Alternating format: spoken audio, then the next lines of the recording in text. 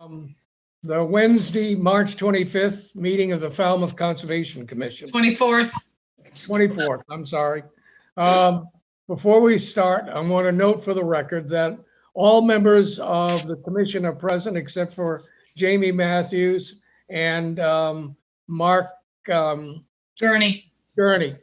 So I'm going to appoint Pat Harris up to be a full voting member for this meeting.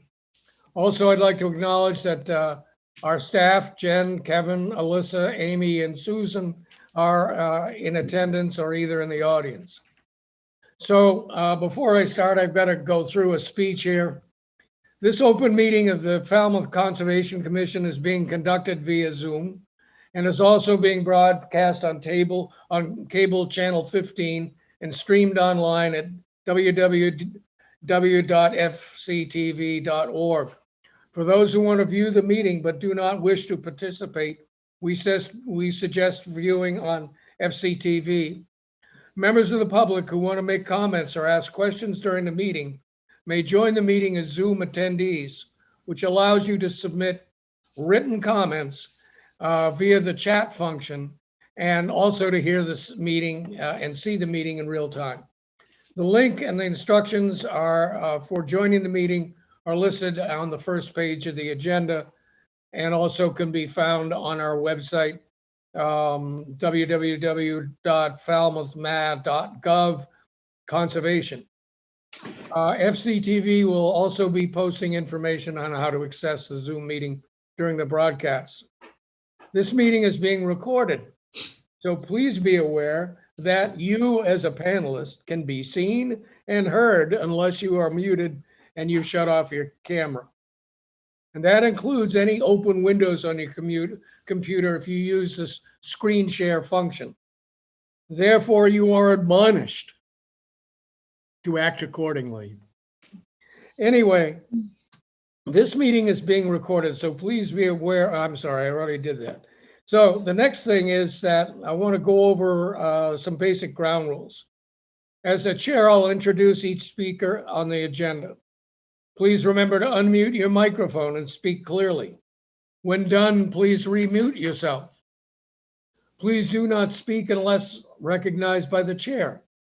If you, as a meeting attendee, want to ask a question or make a comment, please use the chat function. And as the meeting goes on, as we go through hearings, after each presentation, I'll ask staff members for questions or comments. And then after that, the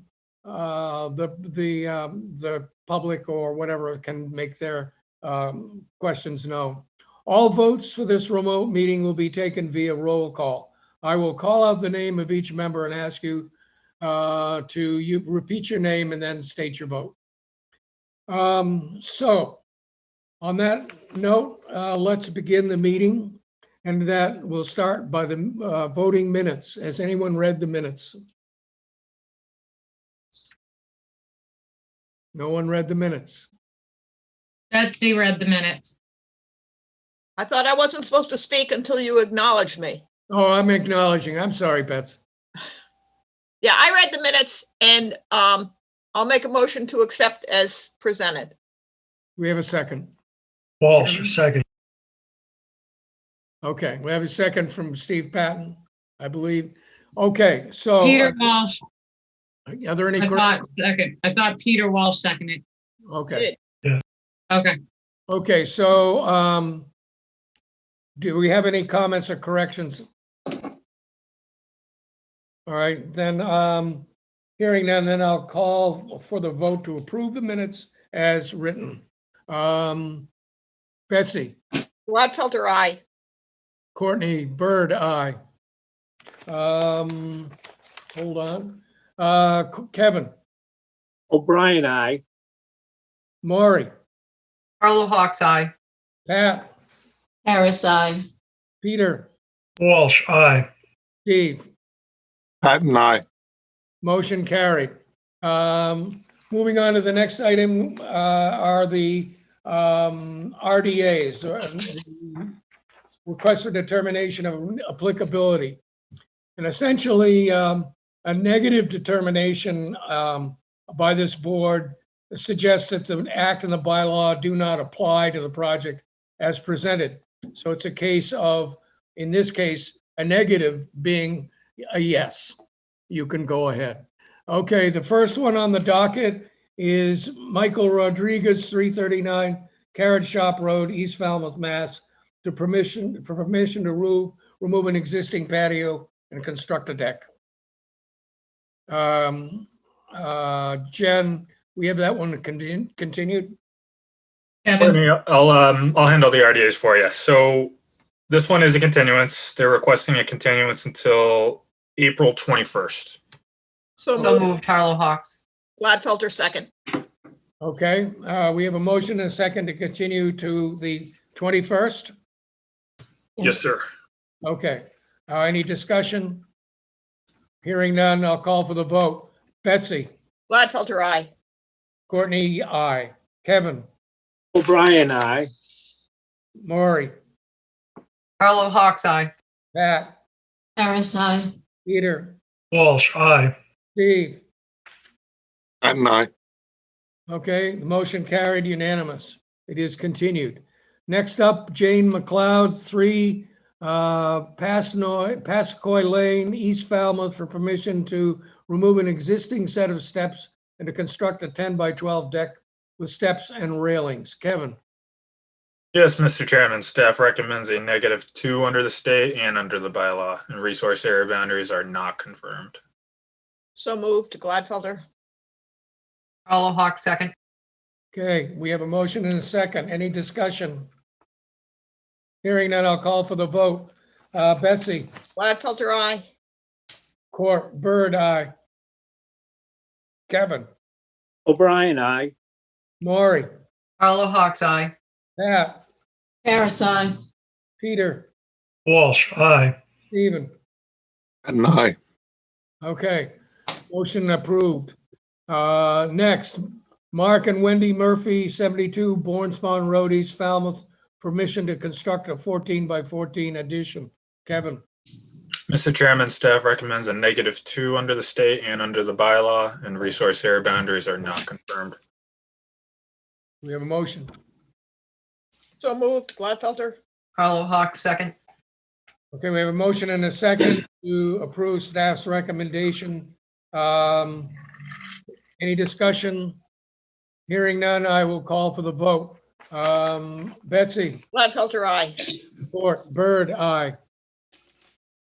Kevin, O'Brien, aye. Maury, Harlow Hawks Eye. Pat, Harris, aye. Peter, Walsh, aye. Steve. Patton, aye. Motion carried.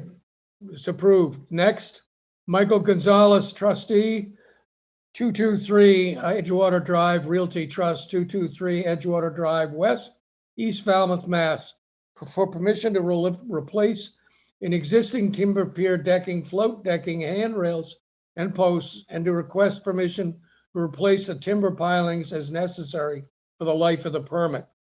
Kevin, Yes, Mr. Chairman, staff recommends a -2 under the state and a -3 under the bylaw, and I'd like to note that the applicant needs to request from the commission if they do want to replace those pilings in the future. It's not for the life of the permit.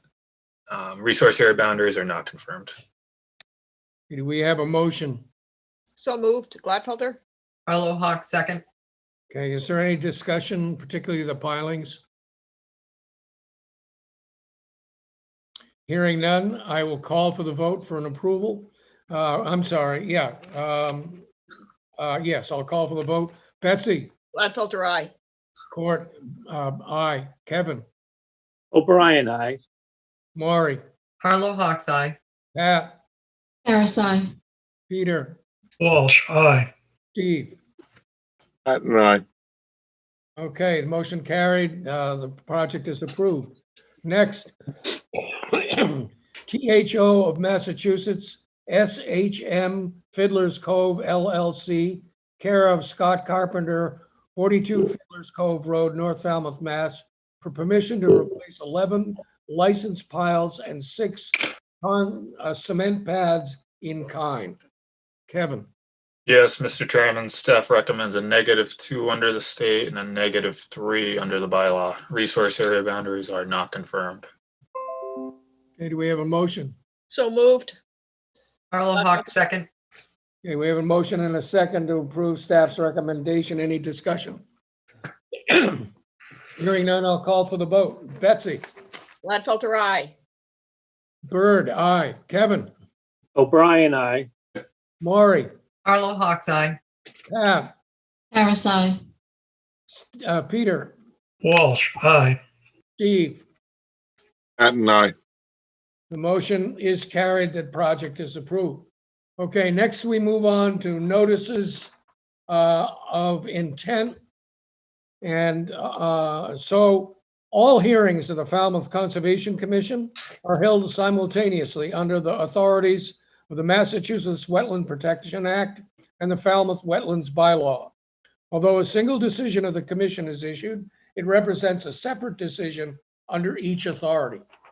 First up is Sarah Toronto Flores of Nutter, McClellan and Fish LLP, 24 Willis Lane, East Falmouth, Mass, for permission to raise RAZE, the existing single-family dwelling and garage, and to construct a new single-family dwelling with garage, to install a pool, to relocate an existing shed, to install mitigation plantings, and to conduct invasive species management and restoration. So, Mr. Chairman, I have promoted Attorney Toronto Flores of Nutter, McClellan and Fish to present the project along with Seth Wilkinson, Sean Riley, and Jack Vaccaro. okay, Is there anybody else, Attorney Toronto Flores, that I need to put up for this? Is Charlie Page Yes, on your list? Yes.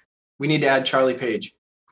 Okay, I'm looking for Mr. Page. I know he was heading to New Hampshire and Heather and Page, perhaps. yes, Which one? Mather and Page. Oh, Mather and Page have it. I see him, hand up. Oh, wait, I lost him. Hang on, I'm trying to find him. Oh, You got him. Heather and Page. Yeah. nope, I promoted someone else up there. No, you got it. You got me. Nope, I know, I do. Justin, could you move Matt Dempsey back into an attendee? Sorry, I don't have that function.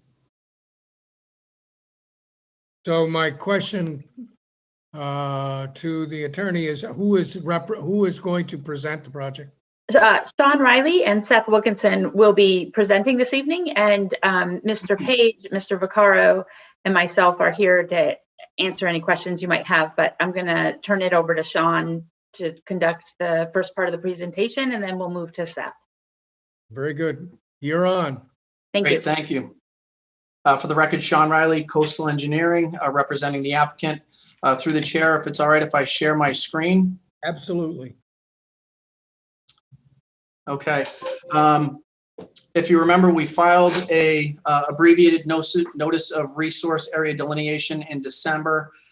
We walked through the methodologies for those delineations of all of the resource areas on this property. Those resource areas are identified within the staff report as coastal beaches, coastal dunes, salt marsh, land under ocean, BVW, bordering vegetated wetland, and there are two flood zones on this property. There is a VE elevation 15 and an AE elevation 13.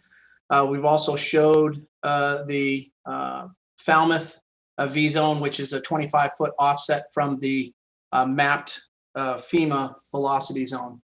So I won't get into any of the methodologies of the determination for those resource areas now. I'll just move right into the site plan, which we have added all of the Zone A and Zone B delineations from those designated resource areas. Staff astutely picked up that there was an extraneous line on the plan, and I've highlighted that in yellow. It's this red line, red dash line that runs along through the house and is adjacent to this parking court. So while we're reviewing this plan, just ignore that. We're gonna, when we make our resubmission for any of the changes, we'll remove that line from the plan. The proposal before you is for, as the chair mentioned, a raise and replace of the existing single-family dwelling and detached garage on this 6.9 acre property, and to reconstruct a new single-family dwelling with attached garage, deck, terraces, pool, spa, small cabana outbuilding, driveway, and retaining walls. This is a challenging property given the elevation of the AE zone and the building code requirements for elevating the first floor to elevation, a minimum of elevation 14, where the existing grade around the house is approximately elevation 6 to 8 currently. So it's a challenge with trying to get up to the house, trying to get into the garage, and therefore we're required to use some retaining walls to get the driveway up to the front door and the proposed auto court turnaround for the garage. There is a retaining wall that we are proposing within the A to the BVW and the as well as the A to the salt marsh. It's entirely within the developed area. There are trees that are within the developed area, some oaks that Mr. Wilkinson will discuss in a little bit about their condition as well as their replacement in the mitigation planting plan. But 8 of those 11 trees are to be removed and replaced with trees, with native trees within the mitigation planting plan. We are proposing a new Title V septic system in the area completely outside of any of the buffer zones, outside of the Zone B to the BVW and outside of the Zone B to the dune, entirely outside of the buffer. It should be noted that there are no waivers required for this septic system, and the system is fully compliant with Title V regulations as far as setbacks, sizing, and separation to groundwater. At this point, it should also be noted that we're not in a hydraulically constricted floodway. So any addition of fill on the property will not result in elevating floodwaters on any adjacent properties. We have no new structures proposed within the FEMA mapped V zone, which is 25 feet landward of the FEMA zone, of the V zone. We do have some minor grading to get down from the elevated house down to the existing lawn. The limit of work that you see for the majority of this extends right along the edge of the existing disturbed areas. And we are infilling, as Seth will get into, a large area of developed portion of the A to the salt marsh and BVW with mitigation plantings and a extensive amount of restoration within those resource areas themselves. Unless there are any immediate questions, I'll turn it over to Seth to review the mitigation planting plan and his land management plan.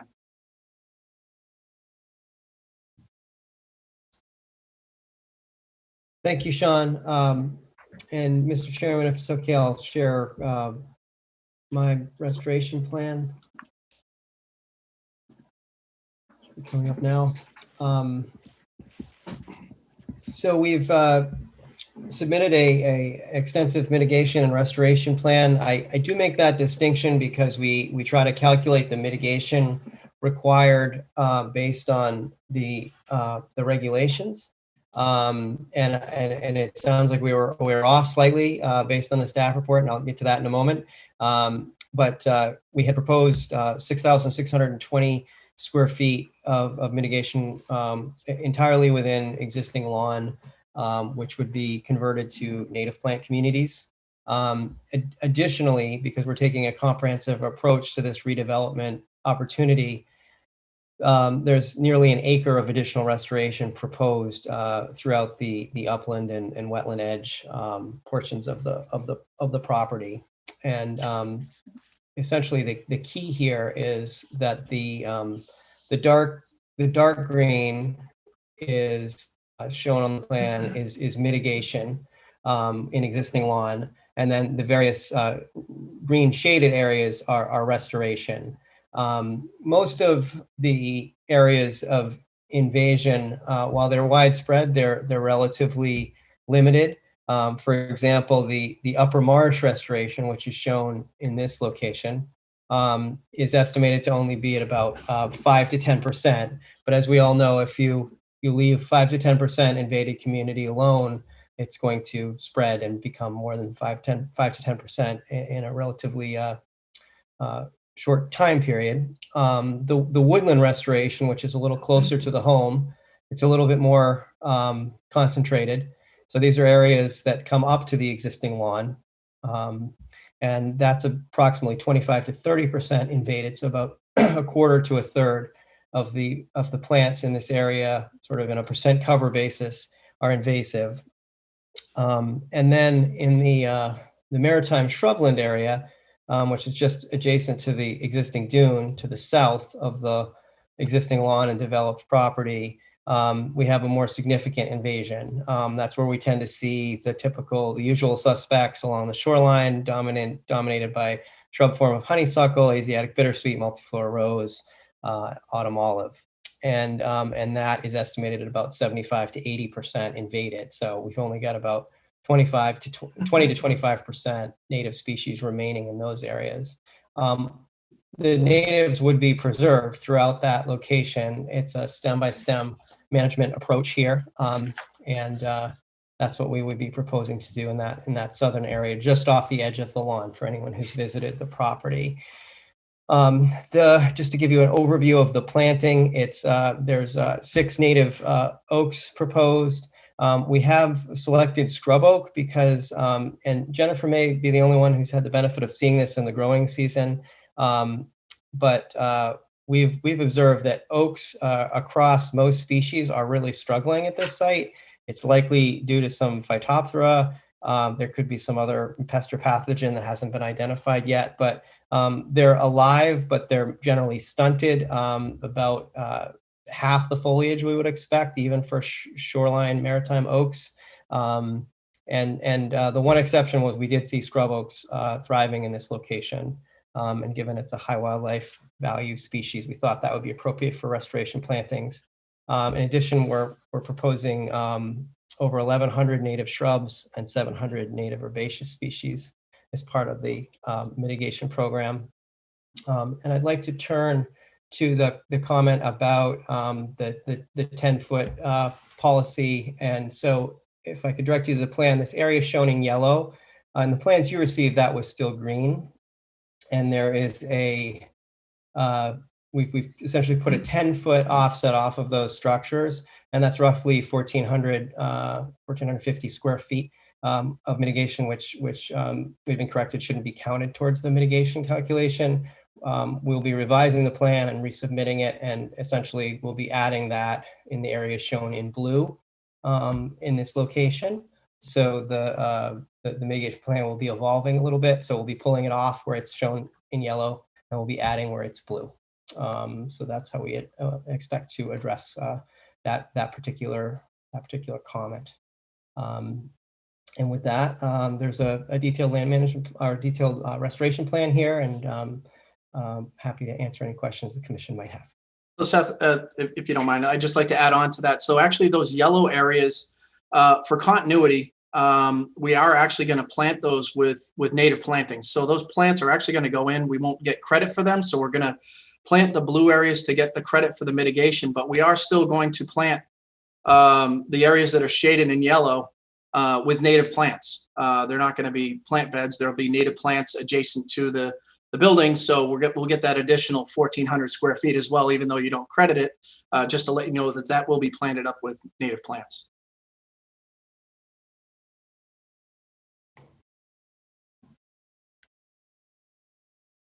Is that it? That is it. Thank you. Okay. All right, is there anything else that needs to be done at this point in terms of the presentation? If not, I'll ask staff for comments. Jen? Yes, actually, Seth, can you stop sharing your screen for a minute? But I am gonna want to go back to that. Thank you. Okay, so you did receive the staff's comments and questions. So I'm just gonna kind of go through those to clarify things. I'm looking for the gentleman that did the first presentation. It wasn't Sean, it was Charlie. Charlie, did you do the first presentation or was it Sean? No, it was me. It was Sean. Oh, Sean, I'm sorry. Could you put the plan you had back up, please? Yep. Can you see it? Okay, yeah, I can see it. Actually, I'm just gonna move mine. And then do you have at your disposal the plan that Carla sent us with the overlay? Yes, I do. Okay, we'll get to that one in a sec.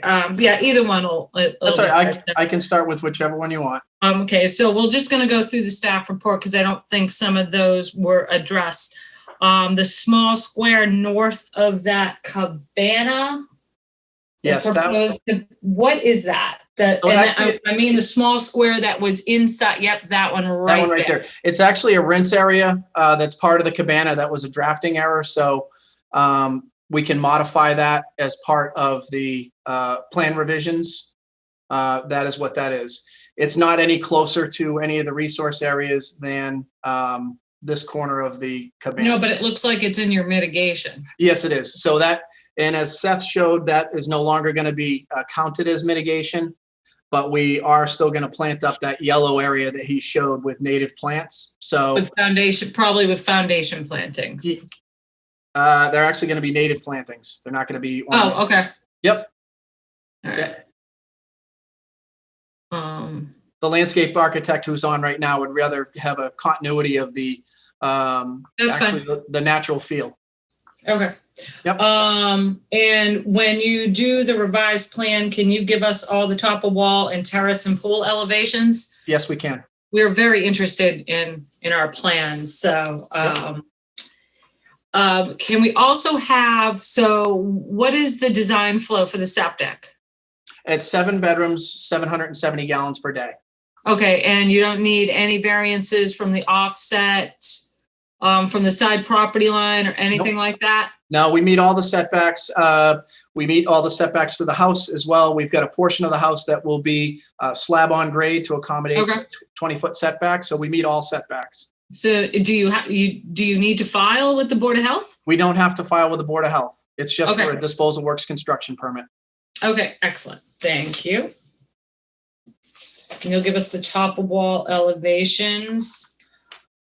I will get to the trees when I'm talking to Seth. Eastern boundary of that property line. Actually, who wants to address the retaining wall on the side of the property? Would it be Coastal or Wilkinson? We can address that. So, Okay, so yeah, so is there gonna be an overdig on that property? Like the wall's pretty close, so yeah, the neighbor. explain how that'll be constructed. Yeah, the neighbor constructed their wall, as you can see from the plan, in close proximity. We've already spoken to the contractor that's doing the work, and he's spoken with the homeowner who has a good relationship with the neighbors. So we will reach out to them, and if we do need to do any work on their property, then we will address that either with a letter or a revision. But I don't think we will, because we can always put the toe of the wall into the property as opposed to outbound. Okay, we did have this come up recently on another property.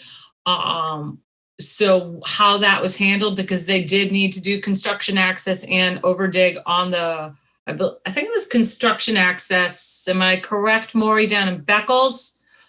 Or was it the overdig? We handled it. They needed a letter, obviously, from the abutting property owner that their property obviously was going to be impacted. And the construction access at that point, we handled under an RDA, so we didn't have to re-advertise. So Okay. kind of flush that out and let us know how you're going to handle that. Will do. And that vegetation back there, it's all going to be removed. Yeah, Oh, so wait, there's a hedge on their property, and there's actually there are 2 trees that are outside of the B zone that will be removed in this area here, and Okay. another tree that will be removed in this area here. Okay, so And- when you submit a revised plan, can you please X out all the trees that are being removed? We can. That would just be helpful for the staff to kind of have an idea of what's going to be removed on the site. Yep. And I think the commission would want to know, they're very used to seeing trees that are going to be removed to be X'd out and not kind of guessing whether they're going to be removed or not. We kind of can tell the trees in the septic, it's got to be removed, but Understood. would like clarification on that, please. Thank you. So that will address that, the trees, you'll X out what trees are gonna be removed. Seth, just so I don't forget on the tree, could you give me a caliper inch of trees that are gonna be removed? We can calculate that. I don't have that tonight, but we can certainly Okay. calculate Yeah, that. I'd like a caliper inch of trees that are gonna be removed, both in the A zone and the B zone. Is the driveway going to be pervious, or what's the driveway gonna be like? So I spoke with the landscape architect, and the thought was that it's steep as you approach, as you come up this hill. And as we know, if you've ever been up a driveway that's pervious shell or pea stone, anything more than 10%, it starts to slide. So I had that discussion with him today, and we'll need to address that on the revised plan to determine the make of the driveway. Okay. That would be helpful. Okay. We're gonna need a little bit more staking on the site to kind of figure out what's going on. Yeah, not a problem. I can work with you on that, and we can get it staked out immediately. Thank you, appreciate that. If you could flesh out your mitigation calculations a little bit more, we were kind of confused. Some things seem to be lumped together. We just want to make sure the commission understands they're used to seeing their coverage tables really kind of detailed. Yep. So if that could be a little bit more broken up, Yep. that would be great. It would give us a better idea of what we're looking at. Yeah, I'll work with you directly on that. Thank you. I dealt with the design flow and the septic plan. If you have your septic plan design, if you wouldn't mind submitting it so we have it for the record, it is in land subject to coastal storm flow. It is in our jurisdiction. So we like to have all plans on record. We can do that. The cut and fill calcs for the grading would be great. I know some of my commissioners would be very interested in that. We talked about the potential overdig on the abutting property. The dash line around the house, we're assuming that's your roof overhang? It is, you're correct. Okay, got that. I know we went through all the resource areas when we did the ANRAD, but I know that when I was on site originally, the bank, I mean, I know it looks like it was a dig out from the original house. But can you just clarify that for us?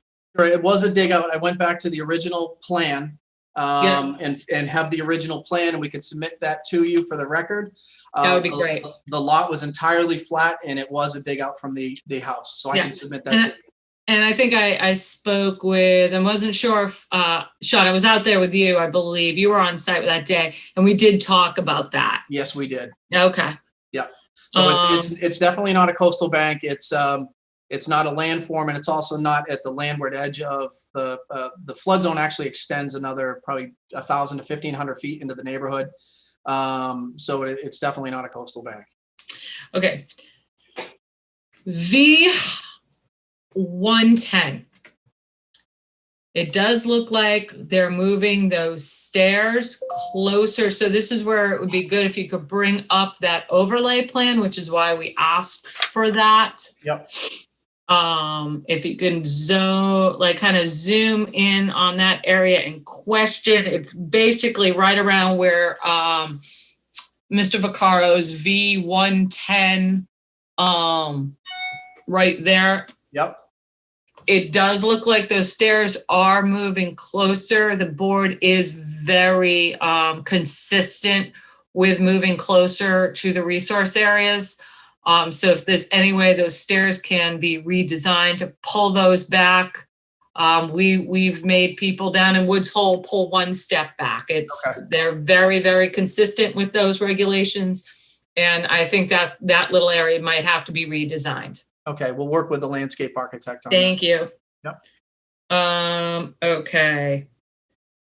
Who wants to address? I think that covers it for like our general notes for the house and just generally who is going to cover the mitigation and the invasive. That would be I can Seth. do that. Okay, Seth, you want to pull your plan back up for me? And I know you all have the staff report and the staff was really great in detailing out everything to help the commission.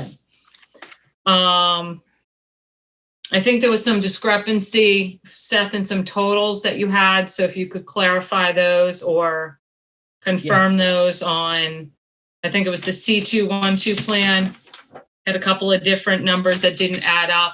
If you want to clarify those numbers. Yep, we'll absolutely clarify. I think Awesome. that was just And between the two offices. the plan you have up now, it doesn't look like you have a revision date on that. So we'll need a revision date on it. Yeah, absolutely. This is really just a marked up version of what you have already. It's essentially a preview of coming attractions, just giving you a sense of how we plan on addressing the 10-foot. Okay, perfect. Mitigation needs to be staked much better in the field, especially the new mitigation, so we can kind of visualize it. We're very visual people out in the field, so kind of like to move around the site.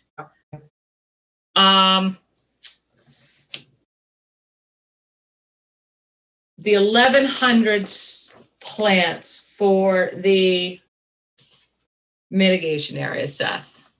You saw the comments on the use of that sod that has those 3 plants, and that looked like that was a bulk of your mitigation, was using this sod with these shrubs in the seed bank in there. So yeah, We're going to have to say that this commission is very used to seeing, the shrubs, not a sod. I know that a couple of the commissioners will be very kind of leery about the use of that type of product. We usually don't see that in our mitigation plans.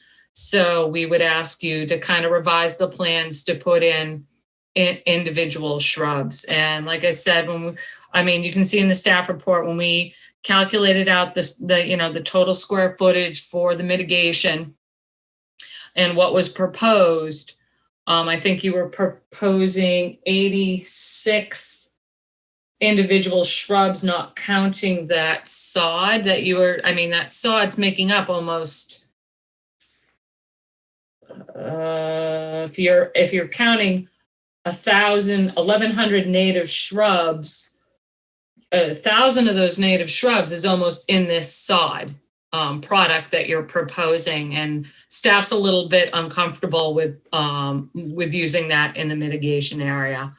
And like I said, if you can see, you plant calculators everywhere. We just plug in the totals, and obviously there would be a much greater individual, shrub 3-gallon, 2-gallon container if we were using individual plants, it'd be like 790 if we're going 3 feet on center, or 454 feet on center. So I really do think, and the commission can weigh in, but I really do think that the use of that sod product is just not going to be acceptable to this commission. Can I just- Obviously, you can, I'm just going to finish, Seth, and then you can absolutely address that. Sure.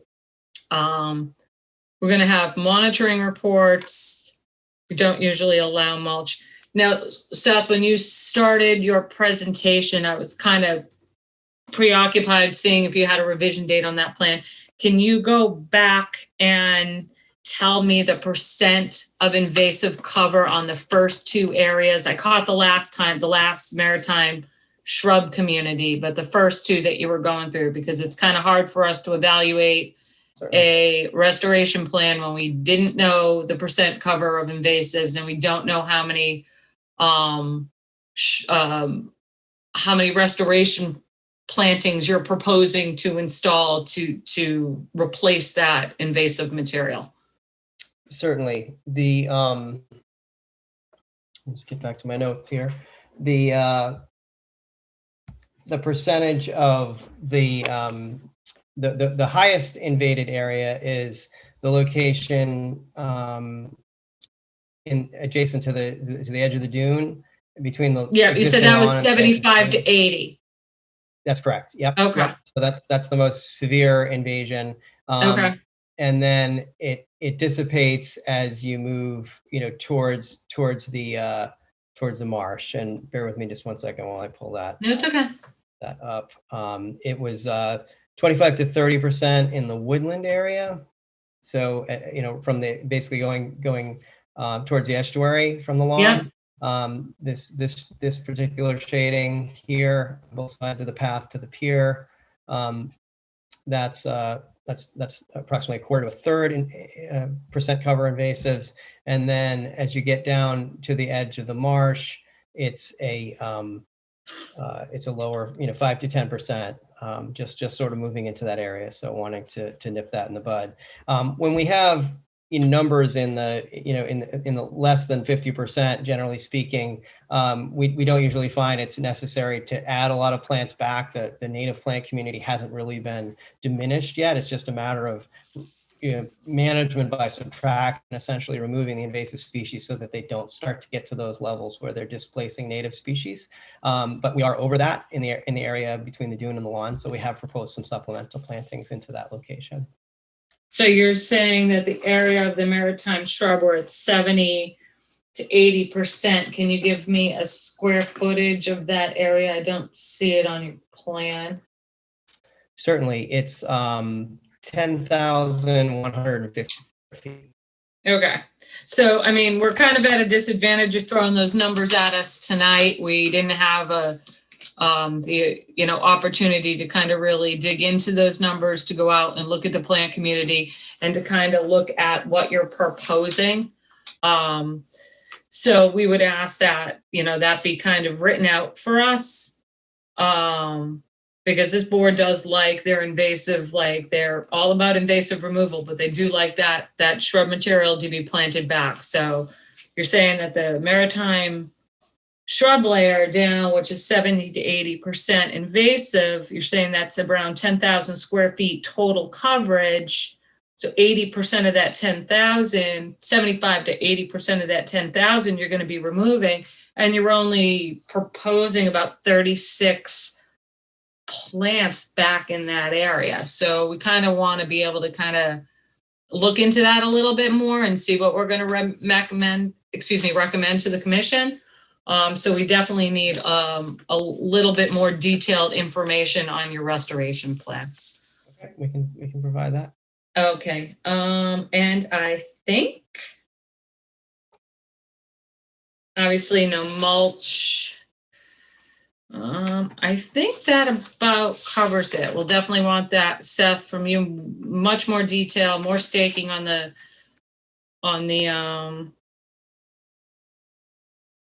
mitigation. And if you could get the information to us a little bit more than that 1 week prior, then maybe we can have a back and forth so you wouldn't need another continuance if the the staff has any additional comments or questions. So we can work on timing and give you guys some time to have a dialogue with the staff.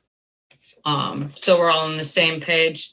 And you'll get me that caliber inch. And I think I've covered it unless Kevin Newton, I have missed something. Kevin, do you have anything to add? I think Jen covered most of it, and I think this was covered too. I think you said the landscape architect was going to mainly stick to natives, but I was curious if kind of that hedge that's along the proposed parking, what kind of species might be used there. Okay. So you're all set? Then we'll move on to the commission's questions and comments. So I'll start with Steve. Thank you. This is one of my favorite sites. And I was really happy for the overlay plan so I could get a sense of how this fit into the existing plan. Personally, I'm impressed with the mitigation efforts, and it's remarkable that we were able to utilize this site. I think as well, maybe slightly excessively, but it's highest best use. Thank you. I have no other questions. Seth, can you stop sharing? Thank you, Steve.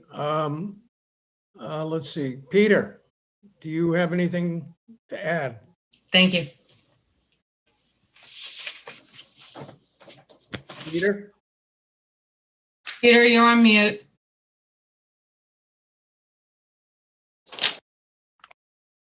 Okay. I was particularly impressed with the septic system plans. No further comments, questions. Okay. Pat? No questions or comments, thanks. Thank you. Maury? I had a couple questions. What does mechanically condition the soil mean and in what areas? Sure. So we mechanically condition the soil typically with just a studded drum, like a Harley rake, small hydraulic piece of equipment, and it's a very shallow superficial treatment to pull, to break up and remove bittersweet roots, in particular shallow fibrous root systems, and it also prepares a seed bed for the native species to get established. And so that would really just be done in the maritime shrubland area where there's a severe invasion. The other areas we wouldn't be using that treatment because it's just a very limited approach there. So is it sort of like a landscape break on a bobcat kind of thing? Yes. Yep. All right. I'm a little concerned because all that does really, it's like rototilling roots into it. But if you've had success, it's pretty invasive. And what, when you say in the 5 to 10% area of closest to the salt marsh, are you going to do that all by hand? Yes, that would all be. All right, I just would like that to be same as the woodland. The woodland area would also be all done by hand. I'm really, we never used to even allow Roundup or herbicides in wetland areas, and somehow over the years we've migrated toward using herbicides. And I just think that the limited use, because you're looking at 3 years of using it, and how are you going to, when are you going to plant the mitigation and restoration plants? Sure, we base that on the plant response, but it's usually within the first 12 months. When we hit 80% functional control of those invasive species, then that's when we plant, and that's usually achieved in the first 12 months. Okay, and then the last thing that I would like to make, maybe just a comment that we can all think about, because this is going to have a lot of revisions and information that Jen's asked for and the staff. We're seeing an awful lot of projects that don't, the plantings aren't complete. They get occupancy, and then these areas that were obliterated for, restoration, not so much mitigation, we don't see as much, but especially in the restoration, don't get complete. And maybe we can somehow, we used to attach that you can't get your occupancy until the plantings are all established. So just something to think about, because this is a big area. I mean, this isn't a couple hundred square feet. This is a lot of area. But otherwise, I think it's a very thorough plan. I think the staff did a great job on their questions for what was missing.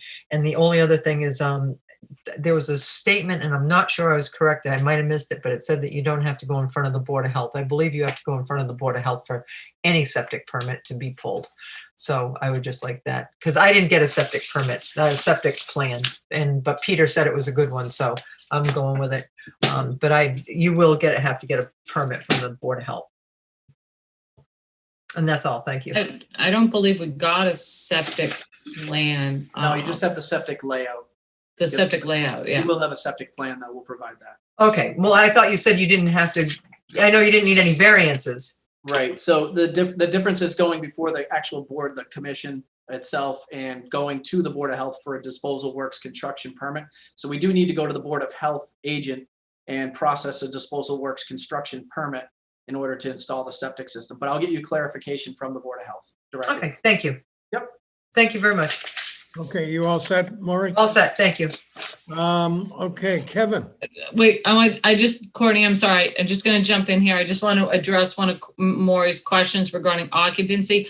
Maury, there's a provision in the order of conditions that if the mitigation, and in this case, if you wanted the restoration isn't complete, before the staff signs off on occupancy, we ask for a 25% bond. A bond, and we add 25%. We ask for the outstanding work. So the mitigation, if it's not completed, we're not going to sign off on occupancy until the applicant posts a bond. This board voted that to be one of your standard conditions many moons ago, and you just probably forgot, but it is part of your standard orders. Thank you. Okay. Sorry about that, Court. No problem. Thanks, Jen. Kevin. Really, no comments. It seems to be a very well thought out plan for a site that deserves that kind of care. I can't help myself. Apparently Coastal thinks they're on Vineyard Sound, and the other fellas seem to think they're on Nantucket Sound. So We think we're right. I hope that doesn't, We're gonna take it out to the I wanna woodshed. check couple of the little event, plans you have. Thank you. All right, thank you. Kevin will turn that over to the nomenclature division. Betsy, do you have any questions or comments? Yeah, so I'm one of the people who would like to know obviously, there's not much cut for the fill calculation. And in particular, I'm curious about whether you're going to need some kind of, or have to think about stormwater runoff off the driveway, because that is a steep driveway. And also, I don't see any dry wells on the plan. What's the stormwater? Yes, there will. Yes, that is a great catch. There will be dry wells that are added to the plan. I picked that up after that was submitted. All the roof runoff will be directed to downspouts and dry wells or drip strips. And also we will address and add any drainage that's required for the driveway as well to the plan. Okay. And we can provide you with the drainage report as well. Okay, well, I have a feeling you might be coming back with an asphalt driveway, which might be more appropriate at that spot, but you could have quite a runoff in a big storm. You are absolutely right. Thanks, that's all. Okay, thank you, Bets. I only have one small question, and I seem to be the resident pool fence guy on the commission. So is there I didn't see a pool fence around the pool. How are you dealing with that? Are you got a special cover or a safety cover? What are you doing? Yes, we do. We have an auto cover for both the pool and the spa. They each have auto covers. Wonderful. You might want to make a note just for the You might want to make a note on the plan for that. Okay, I don't have any other questions. Are there any, Just one thing, Courtney, to follow up with that for coastal, when submitting a building permit, and I don't know how it's done in other towns, but I have talked to the building commissioner and the building inspectors about these pool covers. They're gonna want to see a detail of that pool cover with the building permit before they sign off on it. Absolutely. Just an FYI, I don't know how it's done in other towns, so. Yep, no, we do the same thing in other towns. Okay. We have that All right. Yep. Excellent. Thank you. so do we, are there any other comments from the commission? Okay, is there anybody in the chat room, Jen, that is dying to speak? I have no one in the chat room that is dying to speak, Courtney. Mr. Wonderful. Chairman, I had two questions about the staff that I just wanted to ask about the staff Go report ahead, Seth. when the time is right. Thanks. Go ahead. The first was I just wanted to understand the comment about the mulch. We generally will put some mulch just to establish the plantings and retain moisture initially. So some commissions have concerns about sort of remulching, which is not something we ever do, or they have concerns about weeds getting in with the mulch. And I just wanted to find out where that was coming from.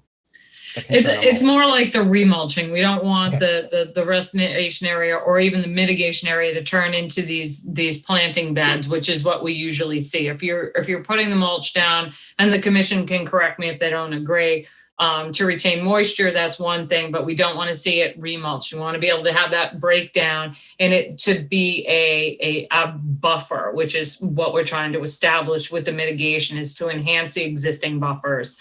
Many times we see it and they're being pruned, they're nicely mulched, and it just looks like an ornamental planting bed, and that's really not the intent.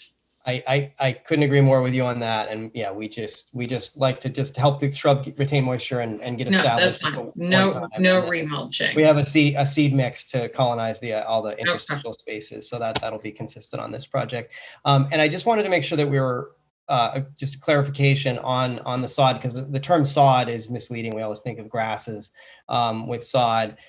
The sod, which is sometimes we call a flat, but this is actually transplanted native plant community. It comes from New England logging. It's salvage material before they go into log. In New England, they salvage these plant materials, and what we noted were the dominance and this nice ericaceous understory. It's dominated by a huckleberry. And so we like to use it because it's such an instantaneous restoration of the area. And when you think about those species, these are full-grown species. They're sometimes cut back just for transport, but they've got mature root systems, so they develop very quickly and get up to that 3-4 foot huckleberry height pretty quickly. But they, if you go into a huckleberry, It's been a while since I saw a 4-foot huckleberry. Yeah, you can come to our office. We've got some we've landscape stars. You're predominantly like you're proposing 1,100 square feet of shrubs, and like I said, about 1,000 of that is this huckleberry sheep laurel, and that's a huge percentage. So we'd like to see a little bit more, and if you could provide more of a detail on this product. Because I'm thinking, it's kind of like the blueberry maps. You see, you roll them out and the blueberries in that seed bank. And we just don't want this to end up being like mowed constantly. So if you could provide a little bit more detail on this product, the staff can consider that and possibly revise our comments. I can't guarantee it. If you want to send some pictures, anything to help us understand this product, Seth, would be great. Absolutely. I think pictures probably worth 1,000 words, and we can add that would be helpful. Well, so. But again, you're a large percentage of your mitigation is proposed to be this huckleberry and sheep laurel. So I think the board's going to want to see a little bit more diversity. But like I said, provide the information and we can reevaluate the comments. I can't guarantee anything right now without knowing. Understood. Okay, thank you. So if I think we're ready to move to either most likely a continuance, given the number of things you've got to do. So do you folks have a date that you would like to continue it to? And then we'll tell you whether we can do that. We're not meeting the 14th, just to let you know. So the available dates right now, I know that we have 2 hearings tonight that have already requested, or the 7th. So I'm thinking it might be the 21st. Let me just double check here. We have, Those were the RDAs. no, Oh. the two notices after this. There's Oh, 2 okay. back-to-back notices after this that have just asked for, that have previously asked for the 7th before we Okay. started this evening. No, the RDA, that's nothing. You're very swift with the RDAs. I was impressed. Hang on. Just trying to get an idea of what we have on the 7th. I got 2 and I got that ugly one. I mean, if you could get all the information to us next week, I mean, but that only gives us Yeah. a week to kind of do a back and forth. So I think the 24th might give us a little bit more time to kind of have a dialogue with your project team, maybe on Zoom before we come back, to make sure that all the i's are dotted, the t's are crossed, and we're comfortable with the submittal. And, you know, You we said could come before the, 24th or the it 21st? would be we're not meeting on the 14th, so it would be the 21st of April. The 21st would be good. That way we could get you the stuff at least, a week or 2 before. Yeah, and like I said, and if we Yeah. felt we could meet, possibly have a Zoom call with the staff and just kind of address any lingering concerns or questions or comments the staff has before we come back to the commission. Does that sound agreeable to your project team? Yes. Yes. Okay. At the request of the applicant, I make a motion to continue this till April 21st. We have a second. Steve Patton, second. O'Brien, second. Pardon me? We have, excuse me, we have a motion and a second to continue this until April 22nd? April 21st. 21. Okay, so it's time for the vote, and so Betsy, Gladfelter, aye. Bird, aye. Kevin, O'Brien, aye. Maury, Carlo Hawk's eye. Pat, Harris, aye. Peter, Walsh, aye. and Steve. Patton, aye. Thank you so much. The motion- Thanks very much, everyone. Have a good See evening. you on the 21st. And Thank you. you know, I just want to make a quick comment on this, that, you know, it's, if you guys can get this is a complex project, and it's in everybody's interest, yours and ours, to get all the Ts and the Is dotted, crossed, and what have you, so that this thing can go very smoothly and you can go off on your own and build this project. Okay? Thank you. We have a Understood. good team. Very Thank much. you. Thanks very Thank you. much. Okay, moving on, the next item on the agenda is J.M. and Lee S. DeCoteau trustees, Minot 3 Realty Trust, 507 Central Avenue, East Falmouth, for permission to finish constructing a shed and to install mitigation plantings. And now we also have, these people are asking for a continuance. Do we want to treat both of these the same in one continuance, or do I need to vote? No, just do them separately, but 1 second, Courtney. Justin, if you could move Seth Wilkinson, Jack Vaccaro, and Matt Dempsey back into the attendee list, that would be great. Thank you. I don't have that ability right now. Okay, so we'll deal with the first one, and they are requesting a continuance until when? April 7th. April 7th. So I guess we need a motion. So I'll make a motion to continue this till April 7th. Carlo Hawk, second. Okay, we have a motion and a second to continue this hearing until the 7th of April. So, Betsy, Gladfelter, aye. Bird, aye. Kevin, O'Brien, aye. Maury, Carlo Hawks Eye. Pat, Harris, aye. Peter, Walsh, aye. Steve. Pat and I. Okay. Now, the next item on the agenda, same people, same place. The only difference is that they are, want to install a patio and mitigation plantings and are requesting a continuance until the 7th. So I'll moved, entertain a motion. Gladfelder. Carlo Hawks second. Okay, we'll take the vote. Betsy, Gladfelder, aye.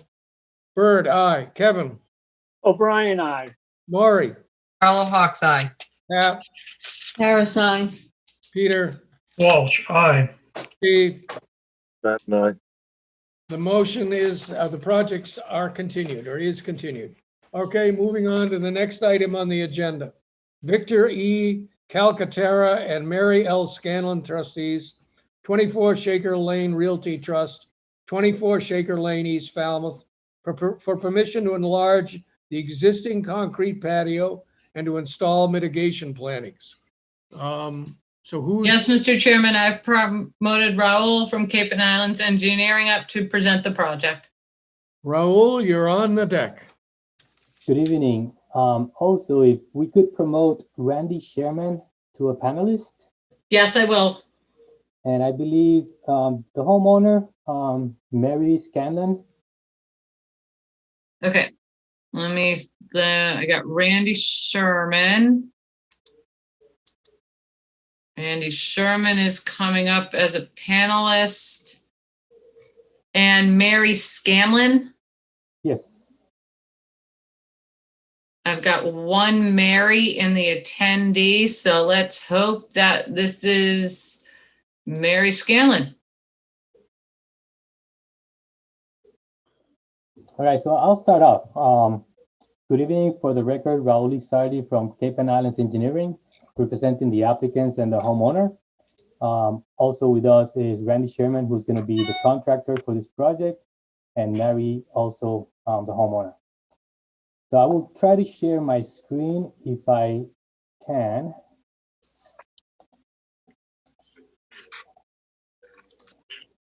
So this project is located at 24 Shaker Lane in East Falmouth. The project has a couple of activities being proposed, and there are several resources within the area. There is land subject to coastal stone flowage, coastal bank, there's a salt marsh, there's born spawn. So the project is to expand the existing concrete patio.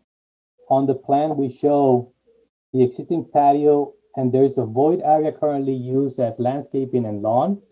And then there is portion of the existing house. That void between the existing patio and the bump out of the house is approximately 145 square feet. That's what the homeowner wants to use for the extension of the patio. On this area, we have a picture of the section that we're proposing to occupy with a patio. The intent is to continue the same construction of that concrete pad and just cover that area with new concrete patio. There are two existing bay windows to be removed. This is one of them. The other one is to the side of the house in this location that's being removed. And those two areas in terms of footprint are being counted towards the mitigation calculations. So in overall, there is approximately 127 square feet of increase in impervious areas that are being added to the site. And there's proposed 381 square feet of mitigation plantings. All of the work is happening within buffer zone A to the resources, and all the proposed planting is located within the areas of a coastal bank, closest to the resources in this location over here. Some of the improvements in addition to the mitigation plantings includes a leaching trench or a drip strip along the side of the existing and the proposed patio. That's just going to be flush with the ground. That's just going to intercept the runoff coming up the patios. The existing landscaping that's in this area, this existing landscaping will be planted on the other side of the trench. This area is currently lawn, so there's no net change in proposed ornamentals or lawn areas. This project was probably familiar to some of you. Earlier this year, this received RDA approval for the installation of a septic system upgrade. So there's already a septic system upgrade approved outside of the jurisdiction area. And there is a second floor dormer being added. Currently, there is those renovations inside the house taking place. So this project is only to propose the expansion of the patio, the removal of the 2 bay windows, the leaching trench for runoff from the patios, and mitigation plantings. If there's any questions, I'll try to answer them. Also with us is the contractor, Randy Sherman, who can probably address some of the questions.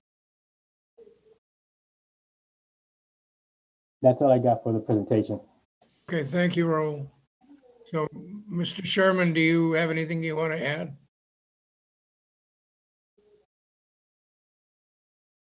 You have to unmute yourself.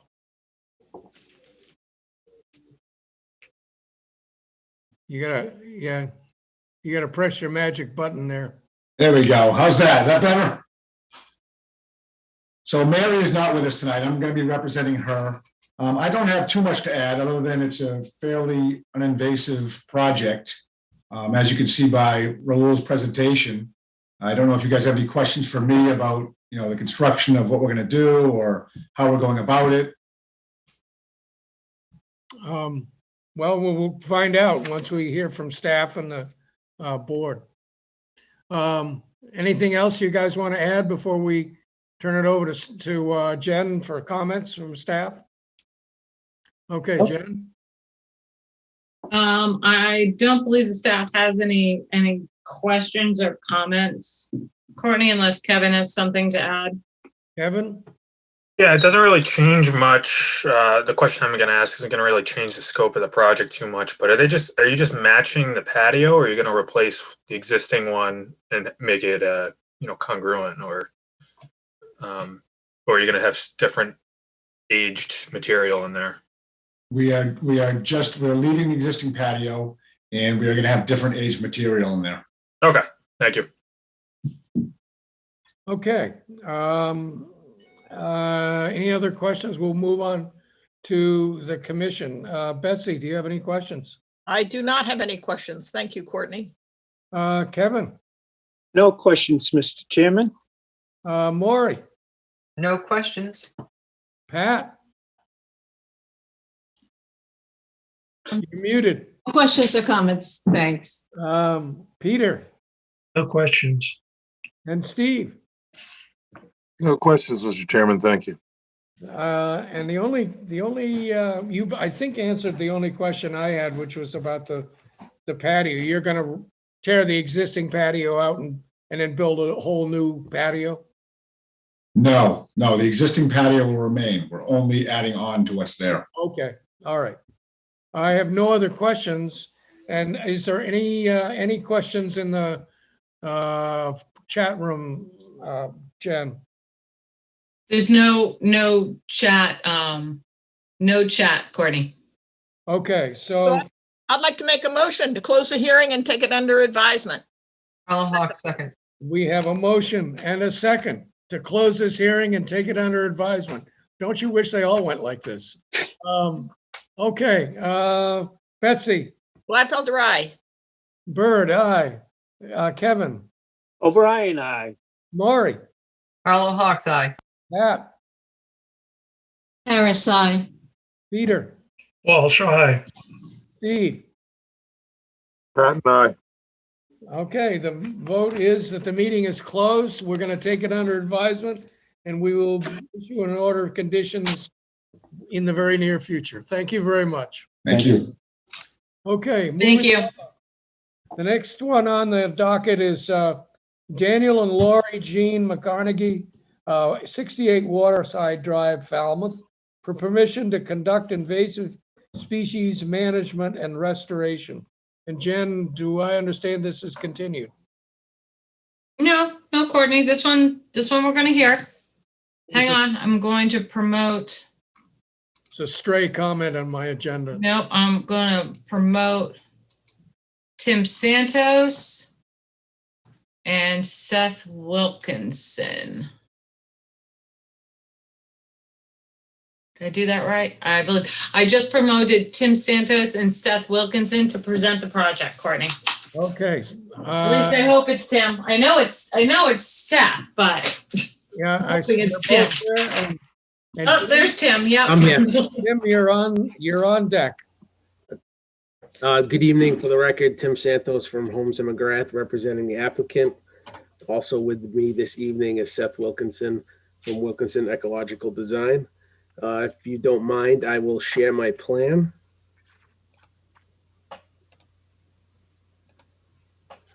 Can everybody see that? Yep.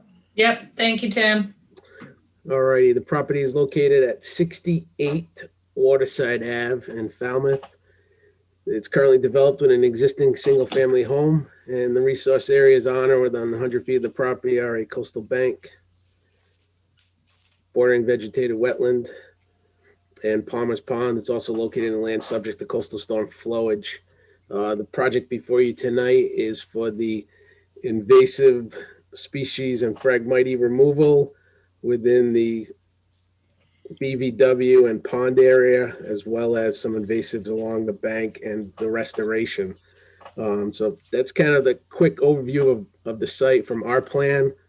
I'll stop sharing and let Seth review his plan with you as far as the actual work that's going to take place and the restoration and the invasive species removal part of it. And then we both would be more than happy to address any of the board members or staff's concerns.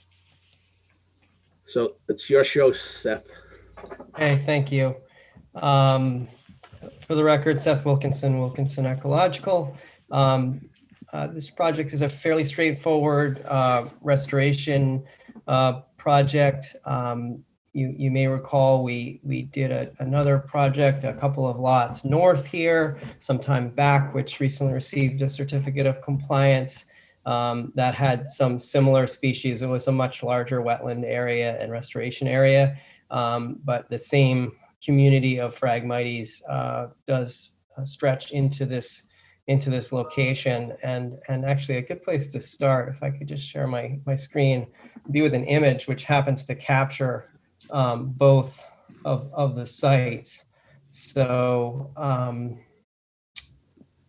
you can see in the foreground the Phragmites here, and then as you look into the background, and there's more reeds there, but those are native reeds. Those are cattail, and we've been able to simply by eradicating the Phragmites and really not doing anything other than that. There was some purple loosestrife and some other things that need to be eradicated as well. But we've had a very nice response, and a lot of that has to do with when the carbohydrate reserves are released from the Phragmites, which dies, they make it available to the surrounding vegetation. And it's sort of like a natural fertilizer to whatever natives are left. And there's usually quite a bit of viable seed bank in that location. And so I'm gonna stop sharing that and just put up one other image for you, which you might find helpful. Just bear with me. This is a pretty good indication of what the site looks like from the landward side. So you've got the developed landscape here, and then a pretty steep transition to upland invasives and the introduced rugosa rose in the foreground, and then Phragmites behind. What we've proposed is to manage both the upland as well as the invasive wetland species. We are dealing with about a 90%, which in my mind is usually about as high as you get with invasive plant infestations. It's rare that you'll truly get 100%. There'll be, you can see if you look closely in this image, there's some goldenrod hanging on there at the edges, and there's certainly other species in there as well. So those 90% is a pretty severe infestation. So on the Phragmites, we typically just manage it, and the native plant community comes back very effectively on its own. The uplands tend to need more assistance, and for that, we've proposed a diverse community of bayberry, Carolina rose, sweet fern, inkberry, beach plum, swamp rose, and some potentilla.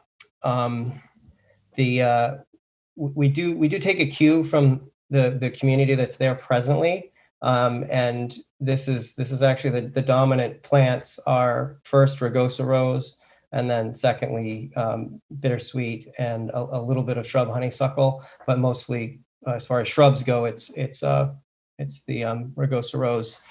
So there is a heavy emphasis on the both the wetland roses, swamp rose, and the pasture rose, which is more of an upland rose, to try to put the native counterparts back.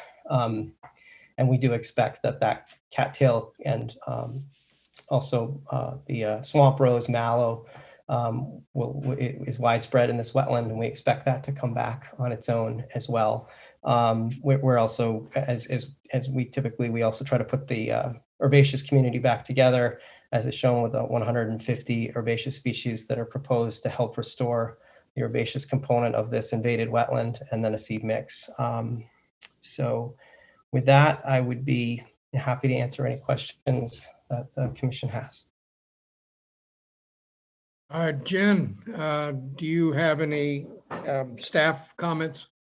A couple. Seth, when you said the herbaceous, you were adding the herbaceous species back into the wetland area. Are you putting that in with where you're taking out the frag, or are you putting that along the bank where you have the rest of the shrubs? It's generally right in the interface, primarily in amongst the shrubs, and then right along for the wetter species, the more facultative species, those would go right along the edge of where the frag is. But a lot of that frag is sort of seasonally underwater a lot of the time. So a lot of the herbaceous is filling in that kind of that bank area. Yeah, that narrow, that sort of Yeah, wedge. and that you said is 90%. About 90% invaded. Okay. In the future, Seth, in order for us to evaluate it, could you give us, and I wasn't sure, I can't remember if it was in your submittal, but could you give us a percent invasive coverage so we know what we're, Absolutely. we know how to, when we're looking at the plans and everything, we go out in the field, like we can give a little bit more guidance to the commission instead of having it the night of. And you think that because you're adding the sweet fern and the pontilla, and that's like a little bit, well, the sweet fern, but the other one is a little bit herbaceous. You think that's appropriate in there? Yeah, that was potentilla in particular was a request of the owners, and that's not a plant that we use, widely for mitigation. But this is, completely a voluntary project, and that is a plant they particularly like, and so we were hoping to, incorporate it, or at least ask to incorporate it there. But that's as close as we come to sort of an ornamental plant in this location, I would say. Okay, well, I'll let the board decide, because that was quite you had, between that and the sweet fern and the rose, that was a lot of your, predominantly that's what you were planting in that area, so. Yeah, the sweet fern, we were trying to create a little bit of a boundary, a little definition between the edge of the lawn and the edge of the mitigation area. And so we were using a higher quantity of that. Would you be willing to put like a little single rail, because that's so small, I'm just afraid it's going to get mowed. That's a pretty manicured lawn area. Yeah, that sort of lawn creep that is always a concern. That's usually what we're concerned with when we see, pontilla or the sweet fern along the edges there. They're just such a small plant. They just get mowed. Sure. Yeah, some sort of symbolic fencing. We haven't talked to them about, if it would be, post with a rope between or a half split rail, but something like that to to guide the mowers away from the area is always. Yeah, I mean, recommended. like something that's not even, I mean, I don't want a huge fence there, but just Right. something very, very low, but that stops that mower from going over. Sure. Because the landscapers, they're just driving around on their mowers and they're just going, Especially on banks, they tend to slide a little bit. oh, yes, they do. So if we can do that. And the only other thing that my staff discovered when looking at, and we always look at the old aerials, is there was a tree that was taken down by the garage between like 16 and 18. Can you speak to that at all, or? Yeah, I'm sorry I didn't cover that in my presentation, but we did see that in the report. That was news to us, and we again, thinking of it appears to have happened around the time the property changed hands, and I know we've seen that pattern before, but that's the extent that I know No, we about haven't. Have we? The tupelos that we planted at 46 Waterside really seem to do well in this soil community. And I think there was even a tupelo that predated our involvement at 46 Waterside. But that would seem to be a very, appropriate, replacement plant to go back and where that tree location, it shows up very clearly in the aerial. And that would be what we would recommend to replace that. You can get them in a decent size. And that's what we would, I think that would be the most appropriate replacement plant. I don't know what the prior tree was because we weren't involved, but I can tell you that would be appropriate native for that location. Okay, so we can condition the replacement of, I mean, it looks like it was a pretty big tree, so maybe 2 tupelos in that kind of side area. Okay, and then that single rail and the board can talk more about the sweet fern. It's just a plant. I mean, I know people love to use it. It's just one of those plants that just gets mowed down. So we're just kind of concerned about that. And again, in the future, if you just give us the % coverage of the invasives, then we can kind of look at what's being proposed and understand it a little bit better. That'd be great. Thank you. Anything, Kevin Newton? I don't have anything to add. Thank you. Okay. We'll get to comments and questions from the commission. Steve, you want to lead off? Steve? I really don't have any questions about this. Thank you, Mr. Chairman. Peter? No questions. Pat? No questions, thank you. Maury? No questions. Jen covered it all. Kevin? No, no questions, Mr. Chairman. Betsy? I have no questions either. And the only question I have goes to the methodology. You're gonna, on the Phragmites, you're gonna cut it or like mow it and then let it come back and then treat it? Is that the plan? Yes. Yep. That's exactly the plan. Now, would you use controlled spray there, or would it be all, wipe and that stuff? Yeah, I don't think controlled spray would be needed at this location. It's pretty manageable. So it would be wipe and the wiper that we use, and then You estimate you can get about what, 95 to 98% of it the first year? Yeah, usually around a solid 90%. It's hard to, I think, because the chemical really does not translocate, which is why we like to use it in wetlands, as it doesn't move around. It kills everything it comes in contact with, but inevitably there are some misses. That's just the reality with all those stalks. And so anything it doesn't directly come in contact with is what you're chasing for the next year or two. Yeah. So And we can. then in the next year, you would do your mitigation plannings and then just treat individual stalks like with the drip or the wipe. Exactly. Okay. What we saw at 46 was the cattail and the swamp rose mallow, the hibiscus mosquitoes just came, tearing back at a really wonderful pace. That was nice to see. I can speak from personal experience that it done right, it's very effective. Yes. I have no other questions, and I'll we have make- anything in the chat function. Oh, Betsy, did you have something? Well, I'm checking chat and it has nothing. There's Nothing. nothing in chat, so I'll make a motion to close the hearing and take it under advisement. And we have a second? Steve Patton, second. Okay, we have a second. Any further discussion?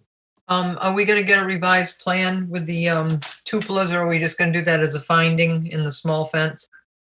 Up to the board, we can do it as a finding and condition the plan to add the single rail fence and the two cupolas on the side of the garage and the location of the missing tree. We're fine. Okay, and if we do want to add some more woody versus the sweet fern, We can condition that. okay, I'm fine, thank you. Okay, so I'll take the vote right now. Betsy, Gladfelder, aye. Bird, aye. Kevin, O'Brien, aye. Maury, Carlo Hawk's eye. Pat, Harris, aye. Peter, Walsh, aye. and Steve. No, Okay, the motion is carried unanimously. And we will vote in order in the very near future. Let's move on to the next item. The next item Wait one is, second, Yes. Courtney. Seth, is this your last hearing tonight? I believe it is. Okay, good night. Good night. Thank you very much. so if you want to blow them up and we'll move on. I have the next one, if you can leave me on, please. Oh, you. You're staying, Tim. Okay, so the next hearing is Dorothy M. and Joseph P. Zampatilla, 19 Catuit Road, North Falmouth, for permission to raise, R-A-Z-E, a single-family dwelling, to construct a new single-family dwelling, and install a Title V septic, and to install mitigation plantings, and for all associated clearing, grading, and landscaping. So, Tim, you're on. Good evening. For the record, Tim Santos from Homes in McGrath, representing the applicant. And with your permission, I will share my screen. Hold on one second, please.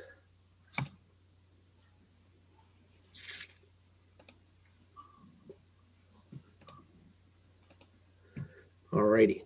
Can everybody see that? Yes. Okay. So for the record, Tim Santos from Homes in McGrath, the property is located at 19 Catuit Road. It's currently developed with an existing single-family home, deck, paved driveway. The resource area is on or within 100 feet of the property, our land subject to coastal storm flowage. And there's a coastal dune to the southwest side of the property across the street from Catuit Road. So the project before you tonight is to tear down the existing home and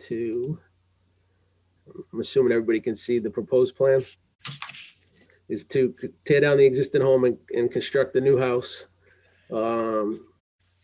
Gravel or pea stone driveway, proposed Title V septic system in the rear, as well as patios.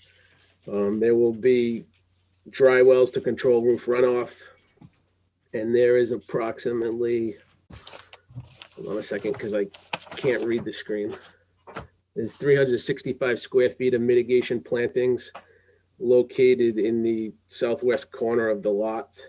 I'm going to switch over to, we did submit a exhibit for the mitigation calculations that show the existing structures within the outer 50 feet in the B zone of the dune from 50 to 100 feet, and the proposed structures, which is the house, a retaining wall, and steppers.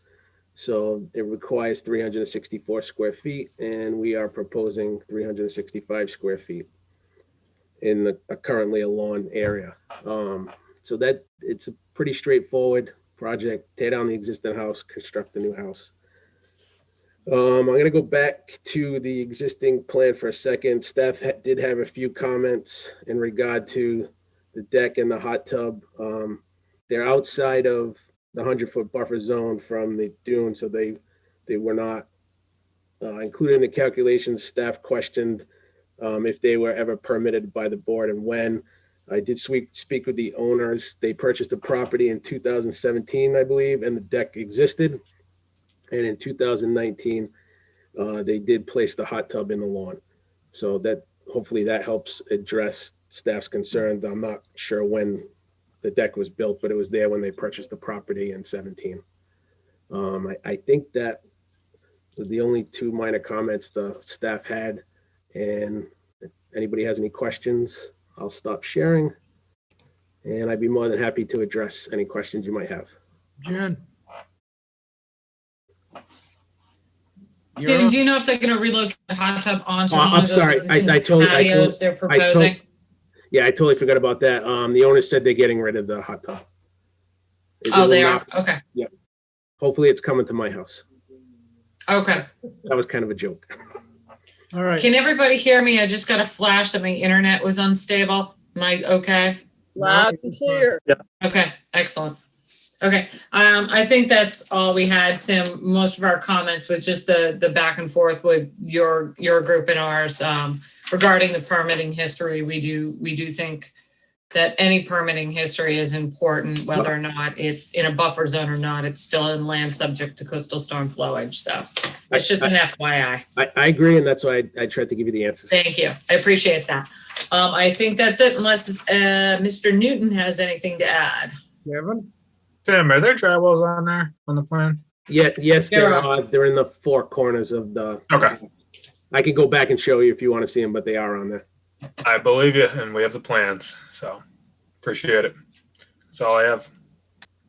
So we'll move to questions and comments by the board. Betsy, do you have anything? No questions and no comments. Kevin? No comments, Mr. Chairman. Maury? I just had one. Will it trip anything for us because it's maximum allowable for the structure is 20% and this is going to propose 30%?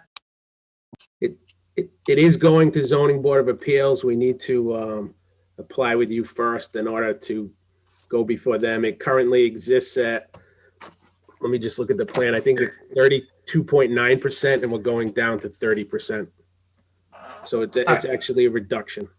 Okay, so the deck might become an issue with the zoning, not us. Okay. If it was an issue, it would be dealt with there, correct? Usually, and you've already applied to zoning? The attorney has applied, correct? Okay, because that has to be done prior to. Yep. You all set, Maury? Further questions? Okay, Pat? No questions or comments. Peter? No questions, Mr. Chairman. And finally, Steve, by no means least. No comment. Okay. Are there any questions or comments in the chat room? No, Courtney. Okay.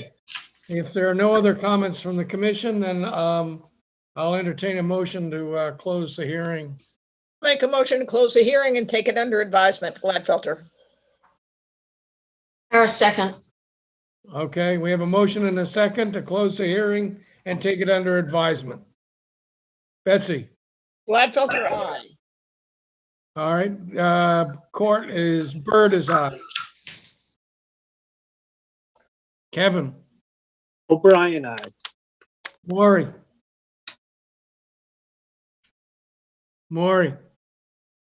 You're mute. Need your vote. You're mute. Harlow Hawks eye. Pat? Harris, aye. Peter? Walsh, aye. Steve? Approve. Okay. All right, so we have, the motion was approved unanimously, and we will issue an order in the very near future. All right, moving on to the next. Thank you, Tim. Good Thank you for your night. time. Have a great weekend. See you next week. You too. Thank you, Tim. I guess you're about to be blown up. I just removed him.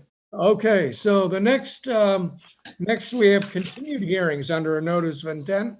And the first one is Matthew and Susan Dempsey, 172 Antler Shore Drive, East Falmouth, Mass, for permission to remove a deck and stairs, construct a front entry and walkway, to repair an existing stone revetment, to reconfigure the driveway, and to expand a porch. And Yes, Mr. Chairman, I have promoted Wayne Tavares up as a panelist to present his project. Wayne, you're on. Okay, can you hear me? Yes. Yes. Yeah, hi, good evening. How are you? Could you promote Matt Dempsey? He should be in the lineup out there. Also, he's the owner, if you could. I just did. Okay, great, great. We came to some conclusions at the last meeting. This is 172 Antlers Shore Drive. And it seemed we had a small battery of items that we had to provide. We provided them probably within a week of that meeting. One was permission from the adjacent owner in which Mr. Dempsey is buying the property from the Baker Estate for a letter of permission. We provided that. We needed a survey plan on top, or stamp from a PLS on the landscape plan. We provided that. And then we wanted a letter or a methodology for repairing the wall that we're talking about doing. It's a short 5 feet, a 5 foot piece. So I took my mason foreman down there and we looked at it. We can build a short, nobody ever builds a wall from the back. But in this particular case, we can excavate behind the wall, knocking down the wall as we have to reach the missing lower stones, and build it from the upland. So we don't have to go onto the salt marsh. We will put netting on top of the salt marsh to catch any of the debris that comes off the wall as we have to gently break the top stones off the wall, and gentle will produce a little bit of concrete. Other than that, we'll dig behind the wall. That's the way a wall is built. I provided a letter just with all that methodology in it. As we build up, we will add the backing of the wall and the filtration fabric and build the wall from the sort of the inside out. So there's no need to tread on the salt marsh. If, for example, the guys had to do it, we will have a platform there with 3 legs to it that we can stand on if needed. But I've been assured by my mason that he can do everything for this short piece from the upland. And with that, I think this should close the meeting, I hope. Unless there's any questions, I'll be glad to entertain them. Thank you, Wayne. Jen, do you have any comments? I'm gonna leave that to Kevin Newton. I don't mean to put him on the spot. I don't think I was at this last hearing. I think I was in Maine. But I know we got the letter from the Baker family, or maybe I was here. Maybe it was before that. No, I think I was, because they didn't like the PNS. Right. And we wanted that methodology, so that has been provided. Wayne just went through the wall. I think those were the only outstanding issues, was the salt marsh and impacts to the salt marsh during the wall rebuild, and the we needed permission from the Baker family and not just the PNS. Okay. So anything to add, Kevin Newton? I have nothing to add, Mr. Chairman. I was in Maine for the next hearing. Okay, so I'll entertain any questions or comments from the board. We'll start with you, Steve. I have no further questions. I think they've all been answered. Okay, Peter. I'm looking through the drawings now, but the drawings have a revision to show the first floor elevation. You Wayne? mean the elevation in height? Is that what you're saying? Yes, above sea level. Okay, I have them available if I can share the screen. Let's see. Site plan revised.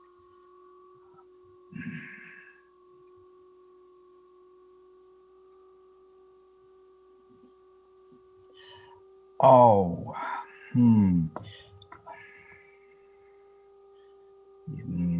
I had a discussion with the surveyor on this issue, and he's provided me with the measurements, which are not on this plan. They weren't requested. I do know them, but not by memory. 10 point, oh God, I can't guess. So there's no sense in saying that, but I can certainly provide that. We have those measurements. I had asked him about it. We discussed them. I have an elevation for the existing lower alcove. Can you see where I'm pointing? I have one for the porch that's here and a short 4-inch step into the first floor. We have all those grades, and I apologize. They weren't put on the plan. They weren't requested before. So when they're not requested, they didn't appear, but we have discussed them and I know them. Well, the house floor is higher than the porch and the existing alcove. Yeah, the alcove is down below. It's a standard 7-foot, 4-inch lower than the first floor. And then you have these steps that come up to ground grade. You come up around the corner, up these steps into the porch area, which if memory serves, it was something like 10.3. And then there's a 4-inch, it's a short step up to the house elevation, something like 10.8. They're all specified. They should appear on here. I apologize. It hasn't been an issue. We've had so many other issues to discuss that this hasn't been put on here. I can send a memo to that effect. I can add the grades to the plan. I just don't want to do another revised plan. I think we're sort of beyond that, as the owner is not changing any grades here or first floor elevations or anything in which it would be required. So that being said, I'm hoping that I can provide this. I don't want to have another meeting for this. So is there any way that we can come to a sort of happy? Wayne, why don't, if I could interject, we'll make a determination on that, but let's find out first whether anyone else on the commission has anything that they want to deal with and whether or not there are any other issues that come up. So are you all set, Peter? Yes. Okay. Pat, do you have any comments? No questions or comments. Maury? No comments. Thank you for getting that information. Kevin? No comments. And Betsy? No comments. Thank you. So the only thing that we need to address here is putting the elevations on the final plan. Jen, do you have any thoughts on that? I mean, they could submit a plan with we can ask for a revised plan with the elevations unless, and that can be submitted for the record unless Peter has some concerns with the elevation. That's fine. That's fine. Is that fine? Just so we have it for the record, Peter? Yes. Okay. Yep, we can condition that to add those the elevations to a plan. Yeah, I personally am comfortable with that. And if no one else has any concerns about it, I'll entertain a motion. I'll make a motion to close the hearing and take it under advisement. Carlo Hawk, second. Okay, we have a motion and a second to close the hearing and take it under advisement. One quick thing though, are there any comments in the chat room? I missed that one. Nope, they're not. Okay. No, Courtney. So we will take the vote. Betsy? Gladfelter, aye. Bird, aye. Kevin? O'Brien, aye. Maury? Carlo Hawk's eye. Peter? I'm sorry, Pat? Harris, aye. Peter? Walsh, aye. And Steve? Aye.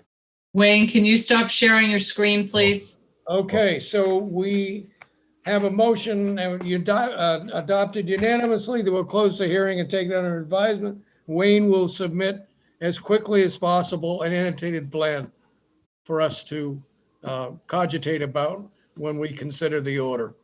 Okay? All right. Thank you. We'll Justin, can you please put Wayne back into the panelists? He has another possible hearing. Okay. We are, next up is David P. and Kathy E. Campbell, 0 Millfield Street, map 49A, 04, parcel lot 064001, Woods Hole, Falmouth, Mass, for permission to construct a single-family dwelling and garage with associated clearing associated paved driveway, plus stone parking area, retaining walls, and to install native trees and shrubs, and to install a drainage system. So, Mr. Chairman, I've promoted Tom Bunker and Teresa Sprague up to present their continued project. so Tom, you're on deck, or is it Teresa going to present? Thank you. Well, we'll share. Okay. And we'll probably both try to be brief, I'm All right, sure. go ahead, Tom, you're on. Okay. I'm on. I made some notes and I don't have them with me right here, but anyway. Hold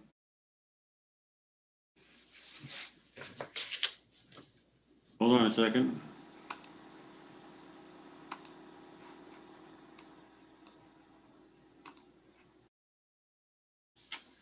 Okay, here's our plan. This is the first plan of existing conditions. This hearing was continued from the last hearing with a few changes that were requested. I think some minor changes. One on my version of the BSS version of the site plan. I guess you objected to a note I had on for removal of English ivy in perpetuity, and that has been removed. I took all of my notes regarding vegetation off, left that up to Teresa making the proper notes there. There was a request to show mainly on Teresa's plan, but I also did at the limit of work along the bottom of the hill and the bottom of the outside edge of the flat area, siltation barrier. That's the limit of work for the vegetation management part of the work, which is along here. I also made a change to one other thing, our sewer service connection.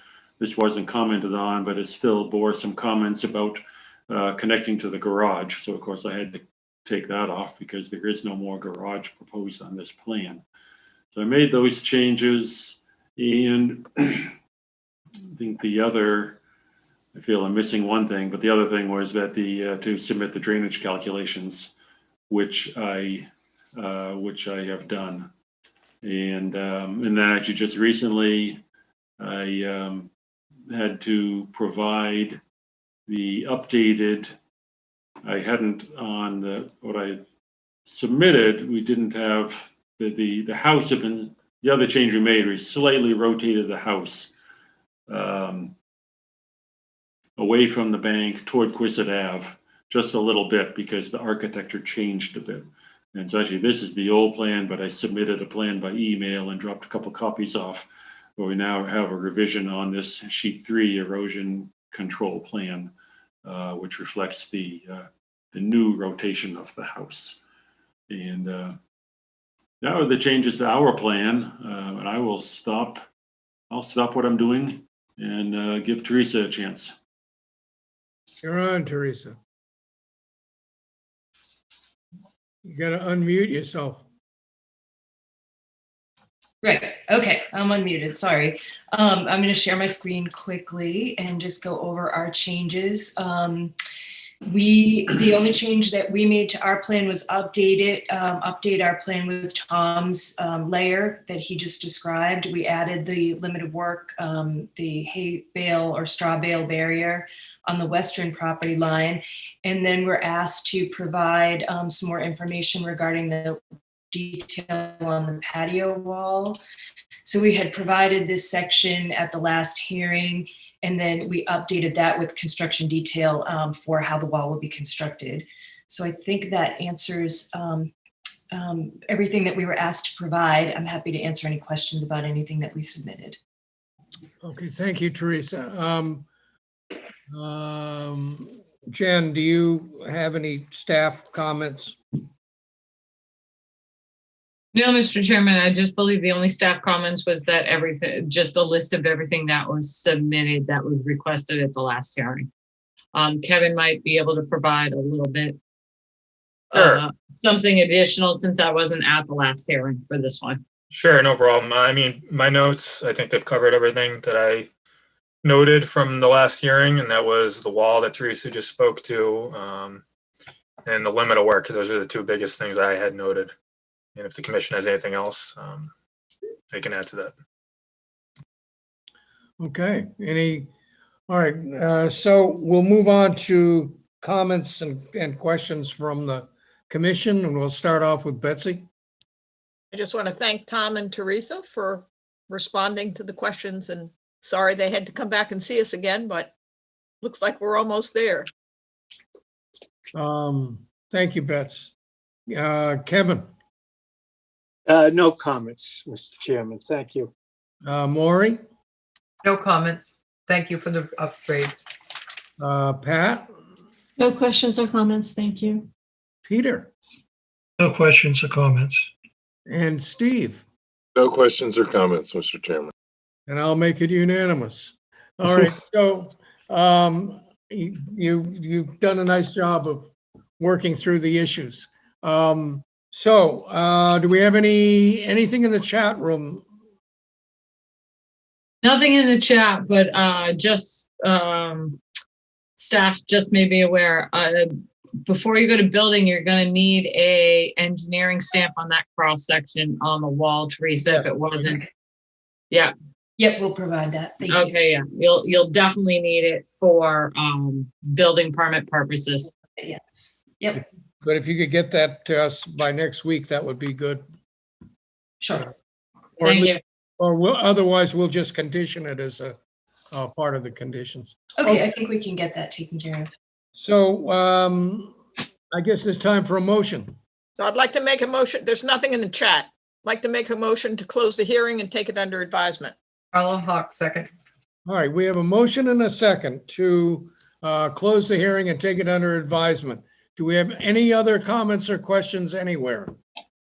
Hearing none, I'll call for the vote. Betsy, Gladfelter, aye.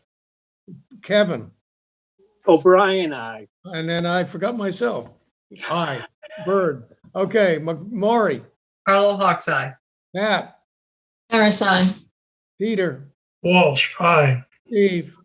And I, Motion carried. The hearing is closed. We will issue an order of conditions in the near future. Thank you very much. Thank you. Thank you. Thank you. Okay. Next up on the docket are enforcement orders. And the first one, I believe, has been continued, or has been a request to continue it.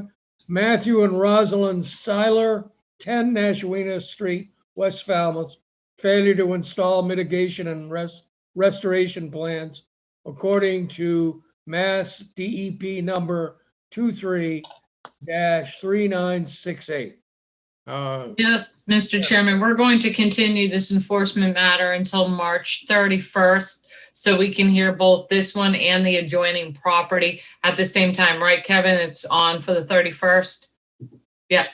Next week, yep. Yep. Okay. Any comments from commission? If not, I'll take a vote. I'll entertain a motion to continue till the 31st. So moved. Carla Hawk, second. Okay, any discussion? Hearing none, I'll call for the vote. Betsy? Gladfelter, aye. Bird, aye. Kevin? O'Brien, aye. Maury? Carla Hawk's eye. Pat? Harris, aye. Peter? Walsh, aye. Steve? Pat and I, Okay, the motion is carried. Continue till the 31st. Thank you very much. We'll move on to the next one. Melanie and Klein, Merriman, 313 Courier Road, East Falmouth, unpermitted removal of vegetation within conservation jurisdiction. Jen? Yes, Mr. Chairman, I've promoted Wayne Tavares up as a panelist if the board has any questions. Also, the applicant is in the attendees list. And Kevin can correct me if I'm wrong, but I believe we were out there doing an RDA inspection. Kevin was out there doing an RDA inspection, correct, Kevin? Exactly. Yep. And noticed that there had been some clearing of some trees in the buffer zone to land under water bodies, which is the Shumet Pond. We sent a letter to the applicant. The applicant was very responsive to the point where that we already have a plan that we've, looked and kind of approved with Wayne Tavares' assistance. Wayne was hired by the applicant to come up with a plan. It was basically tree removal. So we do have a plan from Mr. Tavares that shows the replacement trees. Kevin and I have looked at it, kind of approved it in concept. And we were at the point where we needed a mechanism for the applicant to implement that plan. So we did have to hold this enforcement hearing to allow him to have kind of a mechanism for them to implement the restoration plan. Staff is satisfied at this point. So we would just ask the board to vote the enforcement order and cite the plan, and we can put the plan information in, and so the applicant can move on with this project. Okay. Unless Kevin Newton has anything to add, I think I've summed it up. I have nothing to add. You've covered it all. Okay, so we need to vote an enforcement order. Do we have a draft? Yes, we do. Okay. We don't have a draft enforcement order, Courtney, but it's going to be a very standard enforcement order. All we're going to do is slip the plan in, have the plan implemented probably no later than June 15th to have the trees installed. Wayne, does that sound acceptable? Wayne, you're on mute.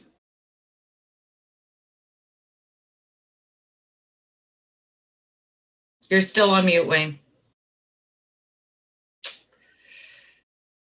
Still on mute. How's that? There we go. There you go. Does June 15th sound like an acceptable time period to have the plants installed? June 15th, being just past the Ides of March. That gives us 3 months, I think, right? Yes. Yeah. Plenty of time. Yes. Okay, excellent. So on that, And I'll be monitoring reports for the next 3 years and things like that, but okay. pretty straightforward. Are you conditioning that on there as part of the? Yes. Okay. We always do on an enforcement, Wayne. Okay, great. So on that note, I'll entertain a motion. So I'll make a motion to issue an enforcement order. Hawk, second. Okay. We The have a date of motion and a planting second of June to issue an 15th. enforcement order as discussed. Are there any further comments from the board? And I'll go through the list. Okay, Betsy, No comments.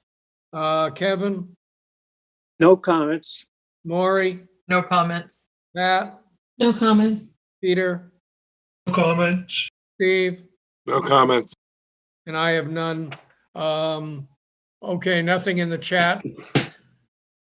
Nothing in the chat, Mr. Chairman. Okay, then I'll call for the vote. Betsy, Gladfelter, aye. Court, aye. Kevin, O'Brien, aye. Maury, Hawk's eye. Pat, Harris, aye. Peter, Walsh, aye. Steve. Pat and I. Okay, motion carried. We have an enforcement order. Thank you very much. Next up is, Thank you. Have a good night. Good night, Wayne. Thank you. next up is Samuel Pykovsky and Marcy Gerstenhaber, 390 Hatchville Road, Falmouth, Mass. For unpermitted removal of vegetation within conservation jurisdiction. Jen. Yes, Mr. Chairman, we're going to continue this until next week, March 31st. I believe Kevin has an appointment to meet with the property owner that day. Okay, so I'll entertain a motion. So moved. Hawk, second. Okay, we have a motion and a second to continue this for a week until the 31st. Any discussion? Hearing none, I'll call for the vote. Betsy? Gladfelter, aye. Bird, aye. Kevin? O'Brien, aye. Okay, hold it, I gotta get my list. Hawk's eye. Yeah, Pat? Harris, aye.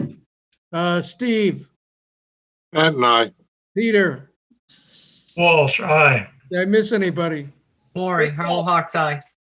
Okay, And yourself, Courtney. Bird, aye. Okay, so we have a motion that's carried. It's been continued to next week. Next on the item, next on the agenda are continued hearings under an enforcement order. Claudia Sendizi, 51 Pondview Drive, East Falmouth, unpermitted removal of vegetation within conservation jurisdiction. Jen, Yes, Mr. Chairman, I have promoted Brian Wall and Paul Moskowski up to help address the issues. Brian, would you like me to make your client a panelist as well? Yes, Jen, if you would, I would like. Yeah, absolutely. Courtney, I'm making the property owner a panelist as well. So this one has been on our agenda for a few weeks. We wanted to give the property owner a chance to kind of meet with us and be able to address the staff report. We had sent you the staff report, I believe, in early March. I sent it again today along with Brian's submittal as well. I can go through the staff report and all the pictures if the board would like. I can hit the highlights, but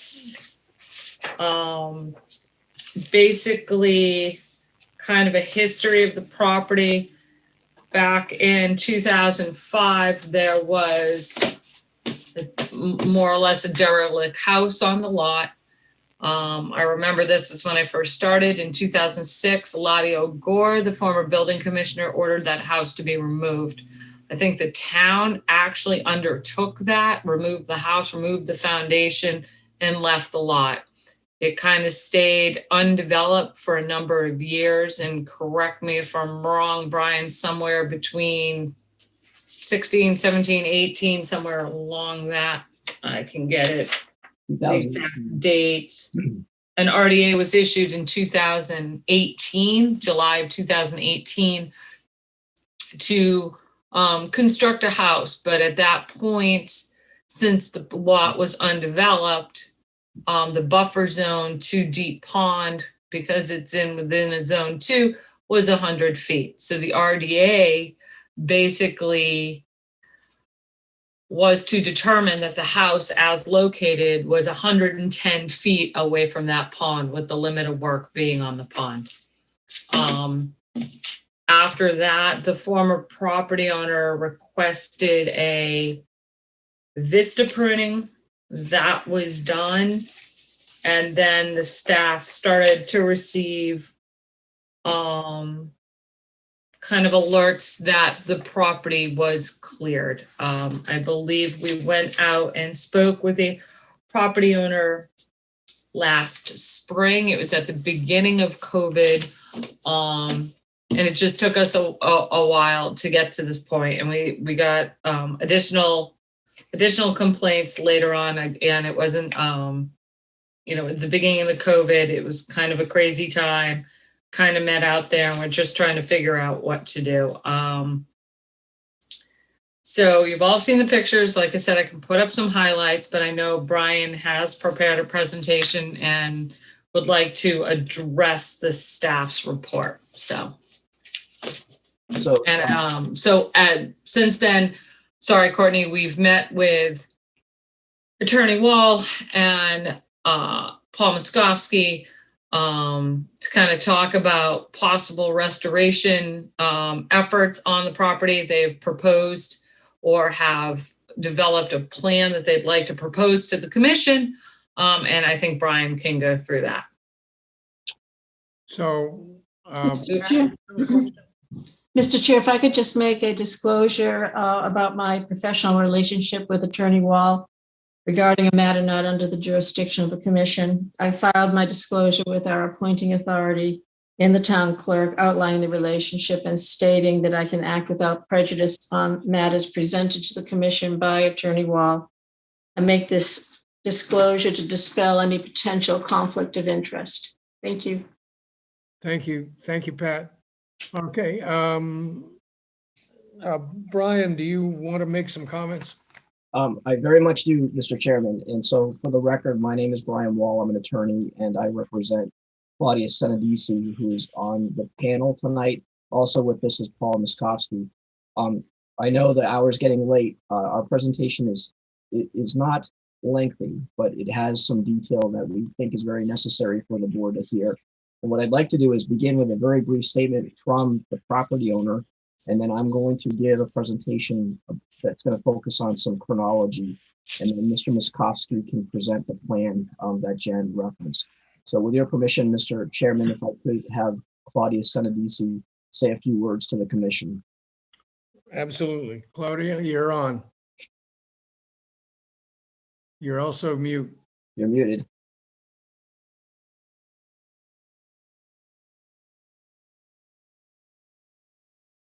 She's still muted. Yeah. It doesn't look like she's muted. It must be something wrong with her. Yeah, it's something in her computer.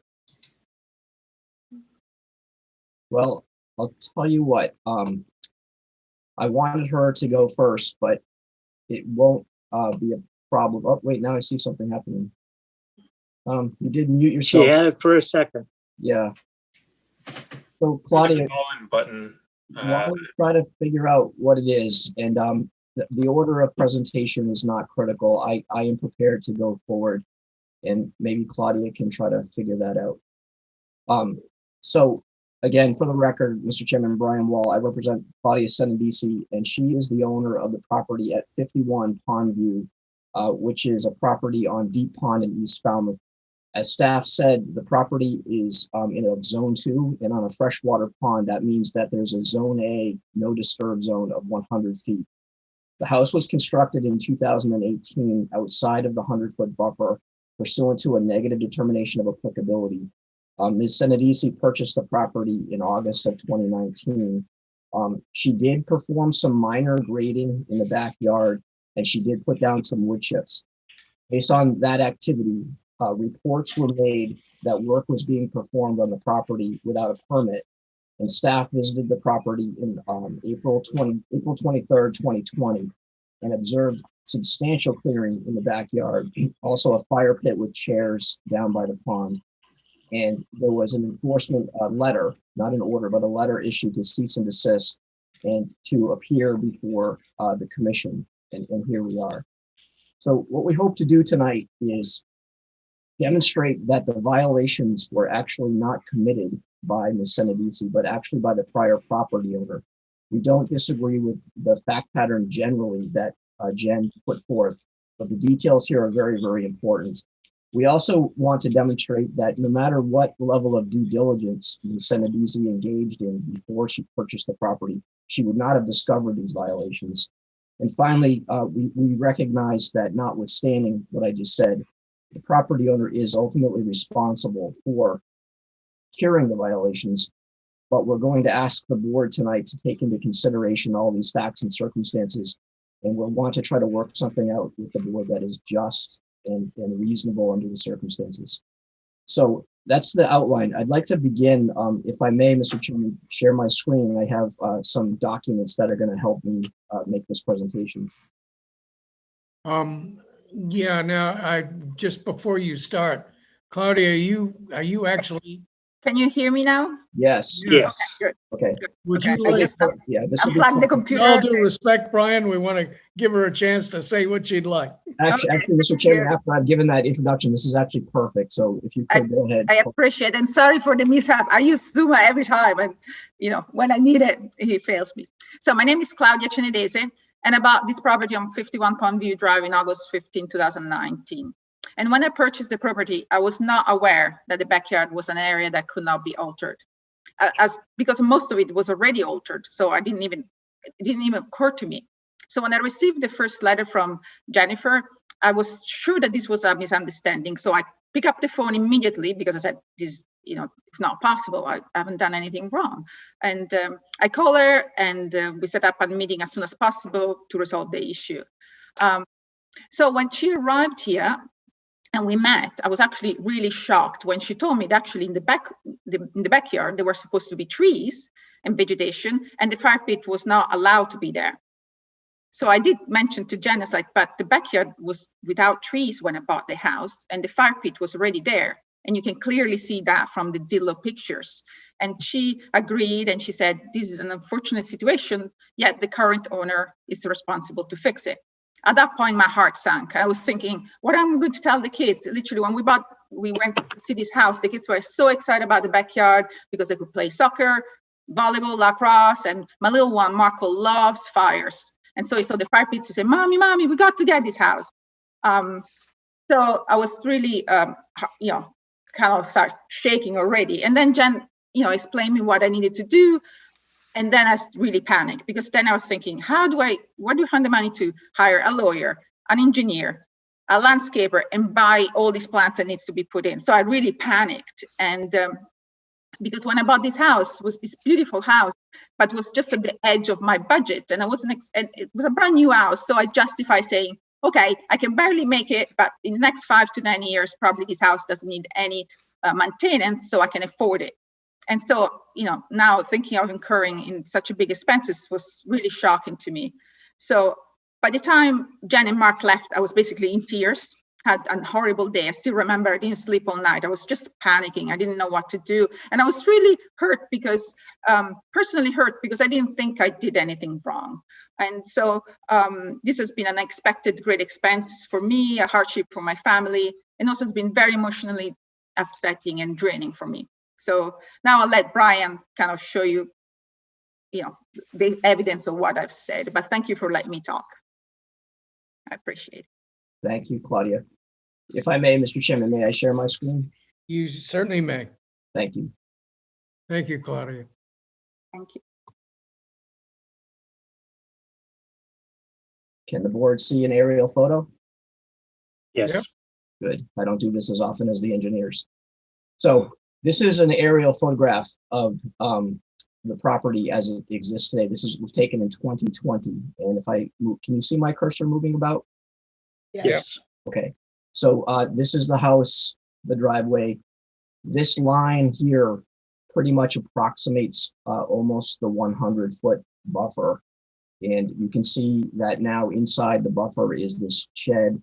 There's this cleared area, which currently now is like a volleyball soccer court that Claudia referred to. And there's a fire pit down here. But as Jen said, what's very important is to know the history of the property. And so in 2005, there was a house here, which was more towards the resource area than the existing house, and approximately where the cleared area now currently exists. I don't know the background of why the house is not there, but Jen did explain that it might have gone into disrepair, and it was demolished. And I have some tax records, which I'm going to show you in a minute, that suggest it was around 2006. But here's a photo from 2009. So the last one was 2005. This is 2009. It shows the area as being disturbed. And then again, the 2020 photograph shows what currently, roughly what currently exists. I think the existence of the house is really critically important, because when the developers developed this house, I respectfully submit that they could have gone forward as a redevelopment project under FWR 1018 instead of trying to stay entirely outside of the buffer. But they did what they did. I didn't represent them, obviously, and they decided to go forward in this format. Let me see if I can change my screen here.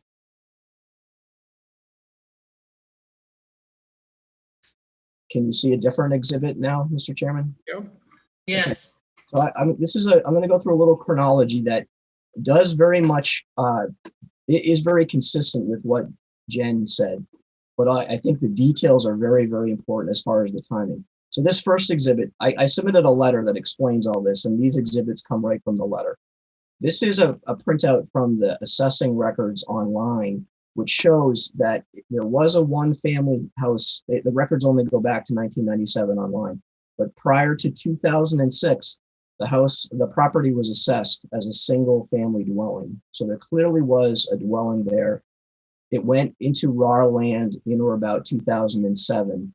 And then back in 2019, it started to be again assessed as a one family because the house that currently exists is there now. So here's the background, and I'm going to scroll through this and I'll be brief. The property was purchased by some people named, let me blow this up, named Parks, Jonathan Parks and Ryan Parks in 2016 from an estate. And so again, we don't really know what happened, but it looks like whoever owned the property died. It wasn't being taken care of. So the estate was being wrapped up and two people named Parks bought it. Again, December 2016. Rather quickly, those two Parks sold it. This is in 2017, so about a year later. They sold it to Ralph Parks and Sharon Parks. And I have done some research on the internet. It's very handy. Sharon Parks works for Sotheby's Realty in Falmouth. She's a real estate broker. And on her website, it refers to her husband as having a company called Argonaut, if I'm saying that correctly. And Argonaut is in the business of building high-end luxury homes on speculation. And so it looks like to me that Mr. Parks and his wife, Sharon, purchased the property in 2017, obviously to develop it. And then what they did was they applied for a request. They submitted a request for determination of applicability. This is in February of 2018 to develop a house, Ralph and Sharon Parks, located at 51 Pondview. And the commission, because it was outside of jurisdiction, granted a negative determination. But it seemed like everyone involved was cognizant of the fact that this house was going to be right on the buffer and yet not touching it. And so unusually, because normally determinations are not conditioned, but in this particular one, there are conditions. And it seems to me that the property owner was trying to persuade the board to grant this negative determination. And I'd ask the board to focus here on condition number 3 and condition number 4. So again, almost envisioning the problem that we're here about today, the commission said that permanent boundary markers were to be installed every 50 feet along the 100-foot buffer zone line, labeled 100-foot conservation buffer line, no disturbance. And then the commission required as a further condition that there be an existing conditions plan submitted immediately after completion and before occupancy. So clearly the commission wants to make sure all the conditions were met before the house was being occupied. This is the site plan. It essentially just shows what the aerial photograph does show. It shows the house, and it shows the buffer line right where I pointed it out on the aerial and in the buffer zone. Then while the construction was obviously underway, Mr. and Mrs. Parks came back with another request for determination. This one was to have a view corridor, vista pruning corridor, to have a view, that the house could have a view down to the pond. And this one does also appear to have been granted. There was a staff report. This was the staff report saying construction was underway, a site visit was conducted, etc. And this was recommended and granted. So they got permission to do a vista pruning. Then, when the construction was ended, this is a plan that, if I can bring it out here, was dated. There's some language right here. I might have come out too much. It says that this plan is a markup of the existing conditions plan. And this is the plan that we believe was submitted after the construction was completed per that condition in the negative determination to show that the work had been done in accordance with the plan. And as the commission can see, there's some pictures that were, I didn't do this, this was superimposed on the plan. There are pictures of the completed house. This is the backyard where the 100-foot area is. And this was that plan that I showed you a minute ago. But what's really critical is this was the clearing that was in place in November of 2018. So this is what the property looked like long before Ms. Senadisi became involved in the property. And as the condition said, this was necessary in order to get occupancy. So a certificate of occupancy was issued December 20th, 2018. So everything looks as it's in order, although I would suggest that this clearing seems to be a little bit more than what was permitted by Vista pruning because it's cleared to the ground, but that was what existed in December of 2018. So now that they've got their certificate of occupancy, the developers marketed the house, and I have a series of pictures that I want to show you that we got off Zillow, which actually show the photographs of the house that were used to market it for sale. And so these photos were taken approximately in June of 2019. And so this is obviously right before Ms. Senadisi became involved with the property. So first of all, the shed is now there. If you remember, the photo on the existing conditions plan did not show the shed. But now the shed's there. And the house looks nice and pretty and marketable.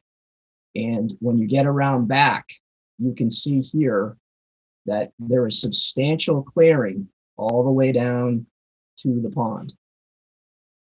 And we have a few more. So here's one from the back. Remember, the buffer line is somewhere right about here. The shed is in the buffer. So there's clearly substantial clearing before Ms. Senadisi purchases. There's another one you can kind of see through the railing, again, all the way down to the pond. All the clearing all the way down to the pond. There's the shed and the wood chips. The shed. These are again from the Zillow. I didn't take these. And here's the fire pit in the Zillow marketing materials for the house for sale, right down by the pond. And the chairs. And this is the public, I don't know if it's public, but it's accessed by members that have easements. So it's semi-public. So these are all June of 2019. And here's the deed from Ralph Parks and Sharon Parks to Claudia Senadisi. So she acquired the property in the condition that was substantially altered. What I would respectfully submit to the commission, if you just connect all the dots, the developer built the house outside the jurisdiction, got all the sign-offs in December of 2018, and then in the spring of 2019, engaged in substantial clearing activities, obviously to enhance the sale of the property, knowing full well that the buffer was there because they got the request for determinations. And they did it to sell the house. And this particular photo here, exhibit number 12, I got this one off the Argonaut website. If you go to Mr. Parks' company's website, they have a tab to show houses that were recently built for past customers. And so here it is with all of the clearing right on Argonaut's website. So those are my exhibits. I can show you the restoration plan now that Mr. Mostafsky is going to take over. But if I can stop sharing my screen, I think I'm all set, Mr. Chairman. So how do I go about to do that? Thank you, Brian. You've gone through the chronology very well. So Jen, do you have anything further you want to say before I get to comments by the board? No, I mean, I think Brian summed up the history. The staff had gone there, like I said, last spring when COVID really hit. We obviously knew the property owner was very upset when we left. Things just got really busy last summer, and we kind of put this on the back burner, and then we getting repeated alerts towards the end of the year and early this year. So we needed to readdress that. So that's what kind of prompted us to send an additional letter and kind of meet with Brian and the property owner and Mr. Moskowski to try to come up with some sort of restoration plan that would kind of protect that buffer, that zone 2 buffer, but also allow the property owner to have some backyard space for her family. But again, that's really going to be the commission's call. I know that Paul has put together a plan. Brian, you stopped sharing. I have it up on my screen if you want me to share. Is Paul with us? I see he's Yes. here. He is. I can put it back up, Jim. Yes, I'm here, Okay. Jim. Sure. Either that or, Paul, maybe if you could go through what you're planning and then we can go to comments. Thank you, Mr. Chair. Basically, what I've tried to do with this is fill in a lot of the blanks, because a lot of the, if you're looking at the plan, and let's say the top side of the plan is essentially a new, let's call it a new forest. There's some poplar and there's some very young oak trees that are in that, basically from the top side there, which tells me that that was probably where the old house was, because the nature of the vegetation, the fact that the oaks aren't healthy and the poplars are, it's troubled soil.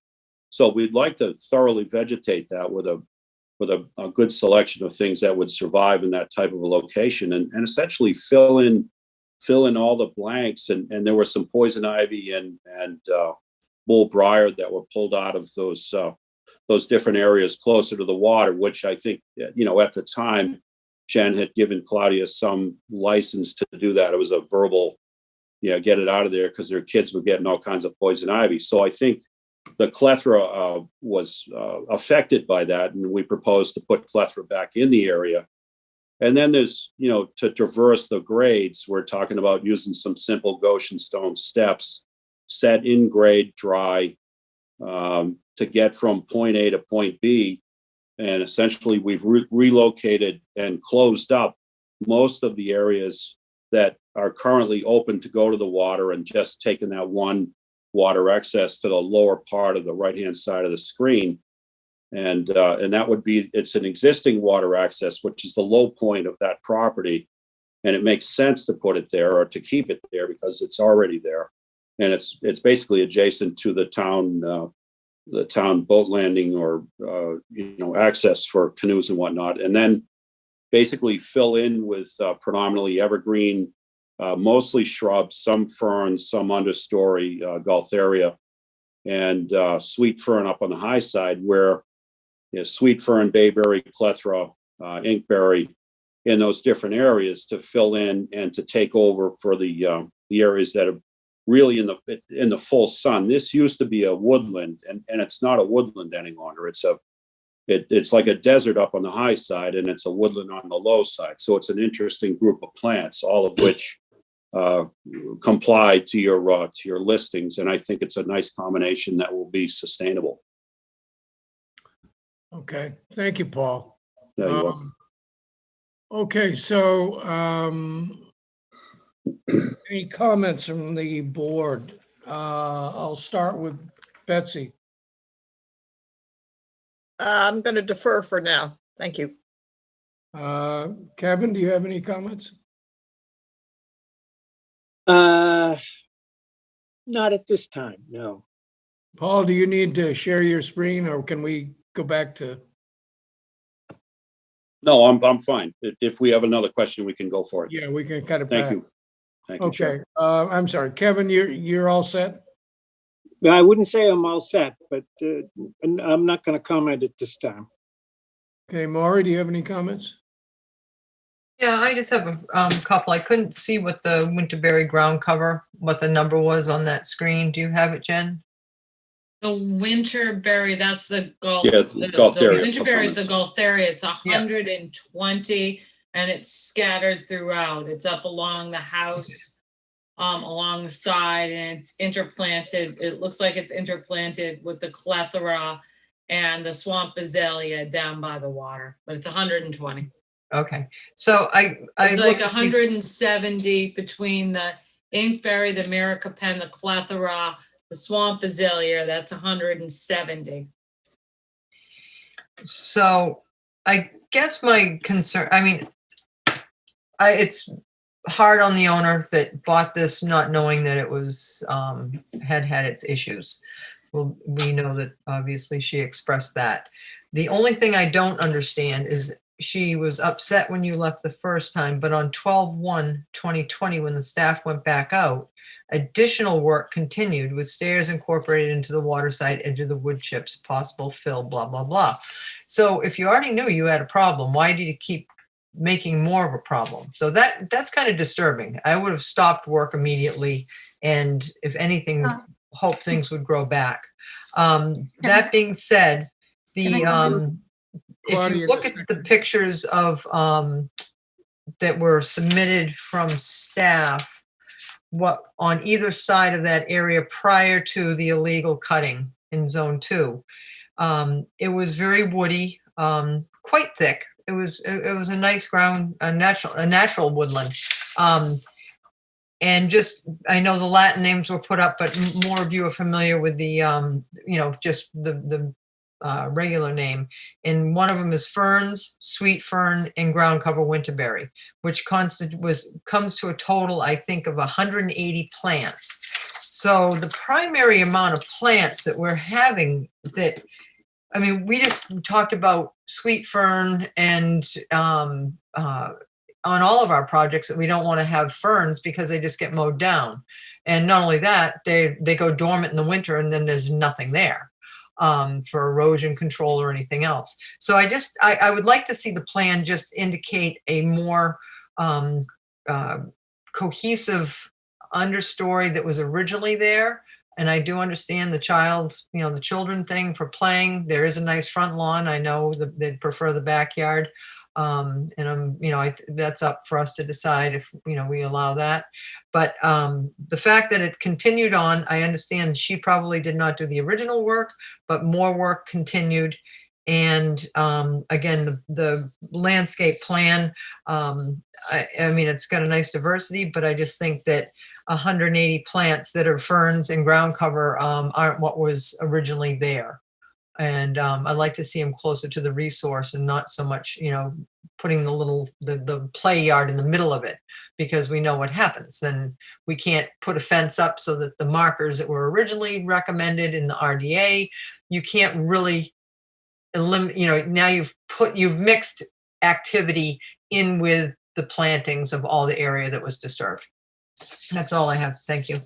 Okay, and Claudia, I know you want to respond to that. And the way we do this is we'll go through all the comments by the commission and then we'll get back to you or everybody else. So that way it just keeps it a little more orderly. Okay, so you're all set, Maury? Yes, thank you. Okay, Pat? I sympathize with the landowner. But I was did I interpret the mitigation plan to show that you're retaining the fire pit, the water? Yes. Yes. Getting back to what Maury noted a little earlier, being even closer to the resource area. I want the commission to think about that. I'm not so sure that's a good idea. Again, I sympathize, and this may be inappropriate, but this is a situation where the seller was a broker and a developer, and is the landowner considering any financial recourse against that party? Because there's a higher standard, is my understanding of the law, when there's a commercial party involved in this kind of misrepresentation. Okay. Difference does that make? Brian, you're not going to respond to that? Oh, I'm happy to. I thought that the chair said to wait till. Hold on. Yeah. Oh, okay. He did say to sit. I'm sorry. Let me apologize. Keep this orderly and let's get through all of the comments, and then Brian and Claudia and Paul can weigh in and response. So, Peter. No questions or comments. And Steve? No questions, Mr. Chairman. Thank you. And my only sort of general comment is that, this is not it's not a simple slam dunk. There are a lot of mitigating circumstances here, and I think the goal, as I view it, is that we get to a situation where we're not out to punish anybody. It's much more that we want to make sure that the interests of the statutes and the bylaws and the environment are assured, and come up with something that's workable at the same time for you. So there's some give or take, and we've had other situations where landowners people have bought a house, and their lawyer didn't do their due diligence, and the person bought the issue with outstanding problems on their lot. And in those situations, the commission didn't have much sympathy, because, and understandably so, because the buyer should have been aware. In this situation, there were no orders of condition, so there was nothing recorded on the deed. And, and so things happened, and you're kind of stuck with the end result. And so we got to work with you and get it done and make sure that everything is tidied up. That's my general comment. So, Brian, do you want to speak to Pat's thing, or Claudia, do you want to say anything? Can I make my comment now? You want to weigh back in? Yeah, I wanted to defer for a minute. Go ahead. So I have a couple of comments that I don't think people are sort of taking into consideration. That this is a buffer to, it's a 100-foot buffer because this is part of our town water supply. And our goal is to have all of these buffers have woody vegetation. And in an ideal world, this entire thing should be vegetated with woody vegetation. We can discuss whether it will or will not return to that. But I'm particularly concerned about the fire pit.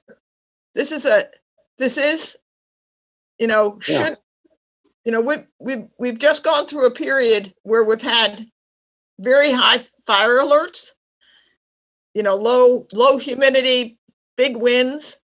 And should there be a fire in this area, it's not going to affect just this area.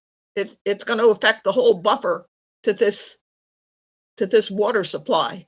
So that concerns me. And the other thing that Maury said is, and Pat alluded to this too, that certainly as close to the resource as possible, for as much as possible, should be replanted with woody vegetation. I mean, there can be a path to the beach, to the water, but anyway, those are my comments. Okay. I know there were a couple of other people on the commission that wanted to defer comment. I think, Kevin, you were one. Did you want to say anything now? I'm more or less where Betsy is.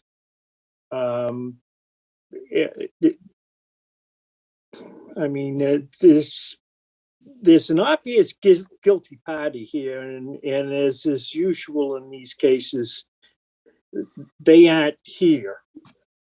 They've already left. But still, it is part of the water, for the town, and we have an obligation to try and protect it. But I, in light of the circumstances, I think we need to be thinking in terms of not quite a complete requirement that it be all vegetated as a solution. There has to be, we have to go down the slippery slope a little bit, I guess. Okay. Peter, Peter Walsh, did you say you wanted to reserve comment or? No, I'm all set. Thank you. Okay. So let's go. Brian or Claudia, who would like to go first? I'll go. I think I might be able to address what Claudia is going to say. So, I have a couple of brief points to make in response. So first, if I could address Pat's point, certainly, Claudia is considering action against the developers, but I really would like the commission not to think that, oh, we can enforce the regulations fully and require full planting and she'll recover her money from the developer, because it's not clear that she will. I don't want to get too far afield, but as Courtney said, Massachusetts is a buyer beware state. And so it requires the buyer to do an investigation. And the only time that sellers, I shouldn't say the only time, but the main way to hold the seller responsible would be if there was a misrepresentation. But in this case, there was not. The developer just hid the fact from Claudia and it was never discussed. So there was no misrepresentation. And moreover, when anyone ever enters into litigation, a private party at least has to go through the analysis of whether or not the investment in the lawyering and the court process is going to yield a result that's worth that. And we haven't got there yet because we're trying to resolve things here with the commission. My simple point is this, is she may go after the developer, but it's not going to be the solution to her problem. The second point I'd like to make is it's a point that Courtney made, and I'd like to pick up on that too, that ordinarily due diligence in real estate matter involves a title search, and a title search would find an order of conditions, but negative determinations are not recorded.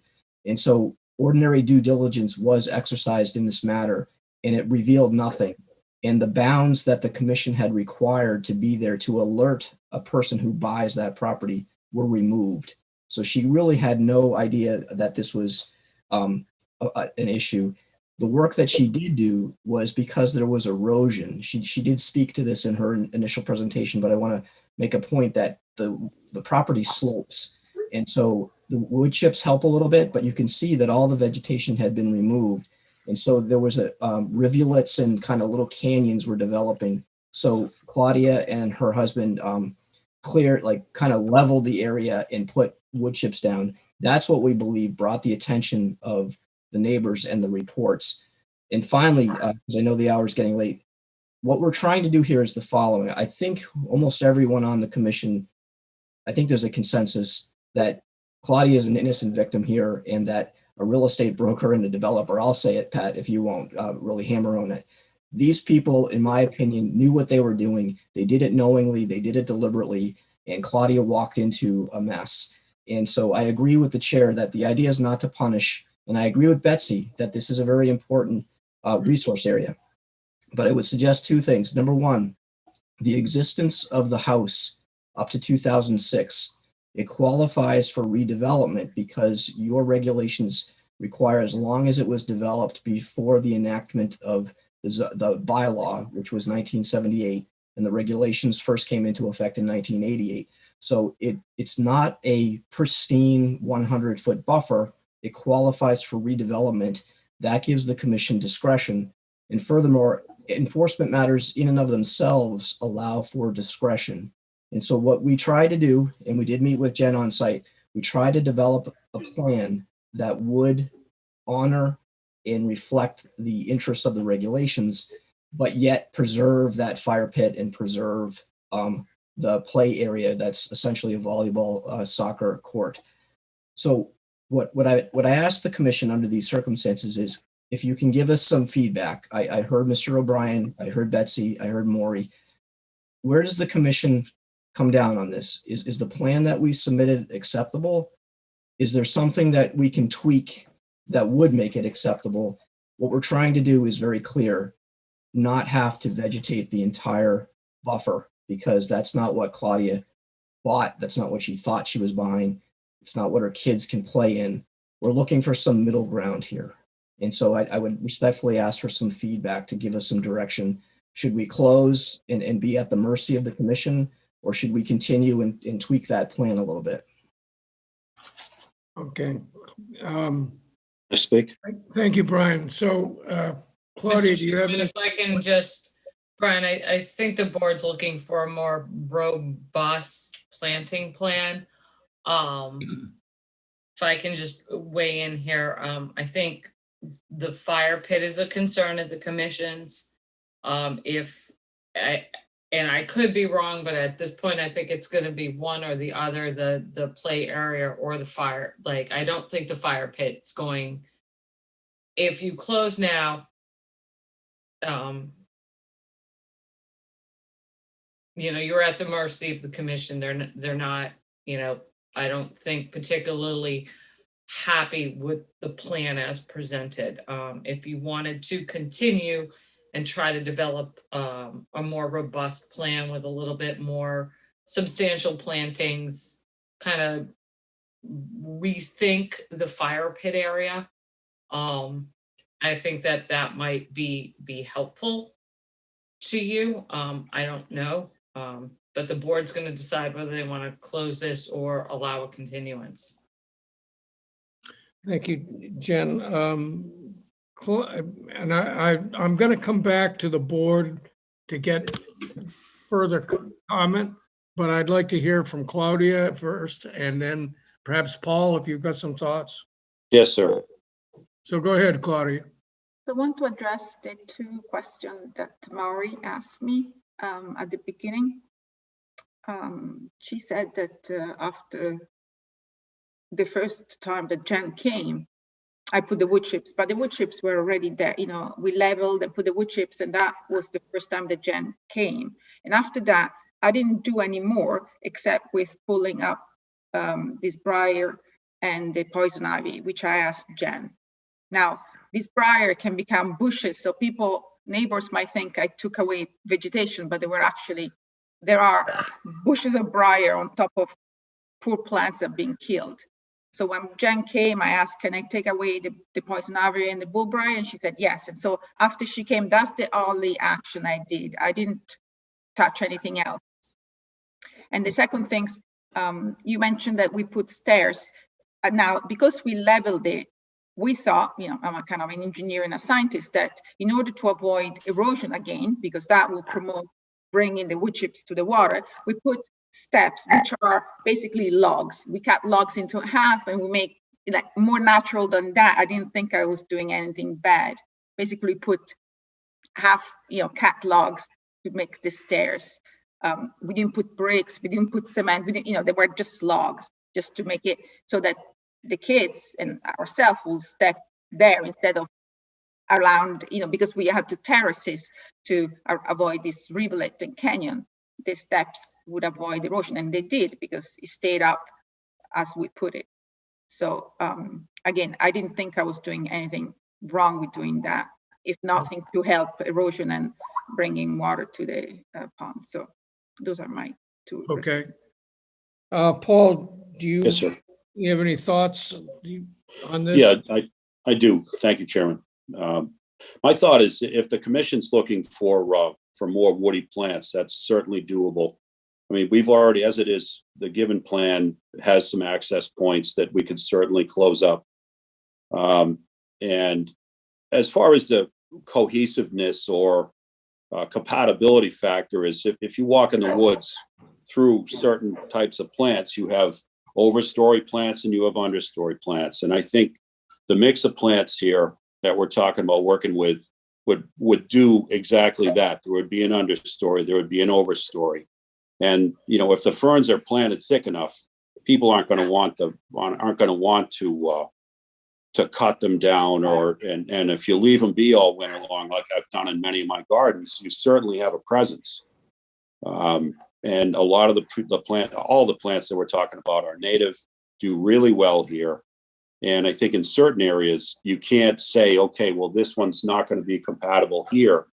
but at another area, it's going to be 100 degrees. This area is going to be 85 degrees on that given day. So I can certainly amend the plant list. I would propose to my colleague Brian that we try to continue this and maybe we have another staff meeting and let's get this right for everybody. Yeah, thank you, Paul. I will want to go back to the board and get some feedback, but my feeling is here that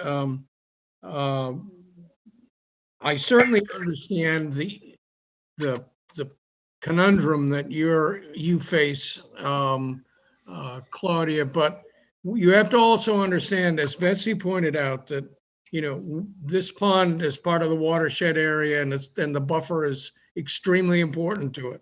And so we have to balance that against, the issues that you've had in acquiring the property.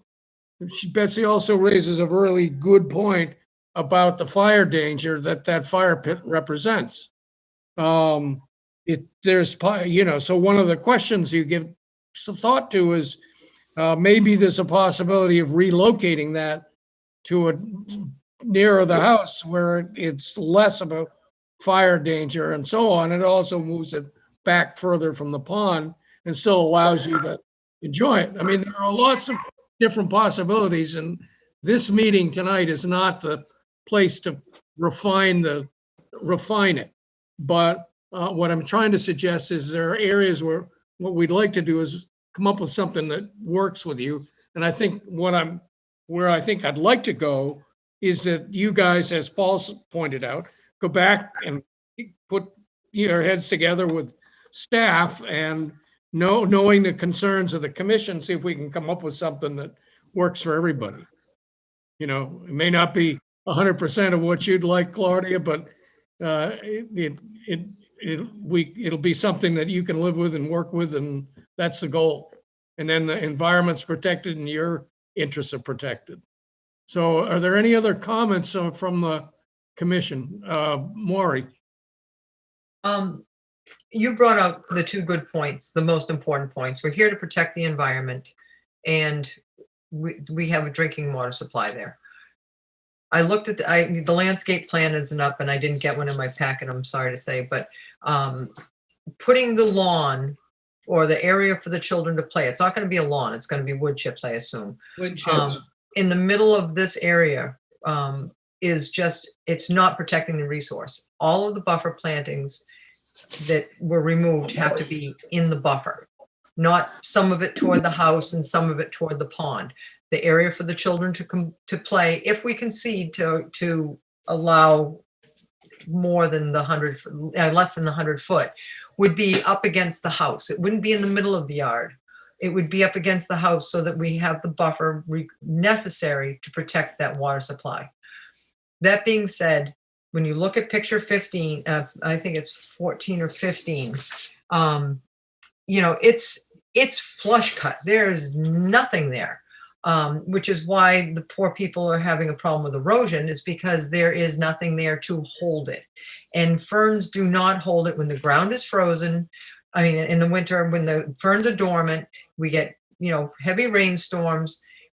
I will tell you right now, I will not vote for a plan that's not as robust. If we don't remove the ferns, they can put them in there, in around. But we need woody indigenous there. We need to have what is around the neighboring property, and not ferns and ground cover winterberry. They can put that in, but that's not going to count as for me at least, as the planting for this. It's very evident when you look on both sides of that property how dense that vegetation was. And again, it's not Claudia's fault. I'm not blaming her or trying to be arbitrary or capricious, but when you look at this lot that was so dense and now it is literally bare, we need woody plants there. We wouldn't let anybody else not put woody plants closest to the resource. And the Goshen stones, I don't know why we need big, huge Goshen stone in there. they've been living with their little walkways, and I loved her idea actually of the logs. I thought that was really cool, very natural and simple. And now we're putting impervious surface in the backyard. So I just think they really do need more time. I'm glad they're looking for more time, and this needs to be tweaked quite a bit. Thank you. Okay, Mari, anybody else want to chime in on this? Kevin, do you have anything else? Kevin, do you have anything? Which Kevin? You. Oh, Kevin O'Brien. no. Okay. I've stepped far enough I'm along. sorry, Thank Peter. you. Do you have anything that you want to add, Peter Walsh? I'm all set. Okay, and Pat, do you want to chime in? All set, looking forward to a revised plan. Okay, and Steve, are you okay? Okay, and Betsy, do you have anything else? Maury expressed exactly what I'm thinking about. Okay. There has to be a robust buffer that's a no-touch buffer. And if landward of that, between the house and that buffer, there's a small play area.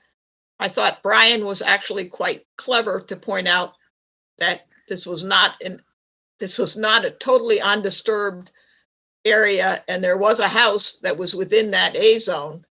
So, I mean, I certainly could live with a play area, but it should be by the house, and it should be separated by, it should be landward of a robust buffer for the resource. Okay. So, Can I, Mr. Chair?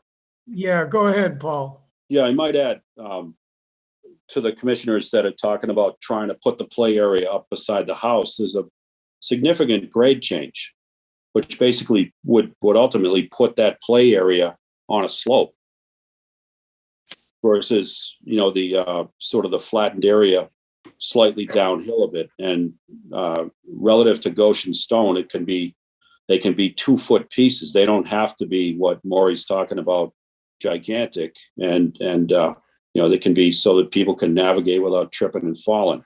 The wooden pieces that Claudia currently has, you have to be careful on them. So I would end up with that. Thank you. And I can certainly come up with a more robust woody plan. So, thank you.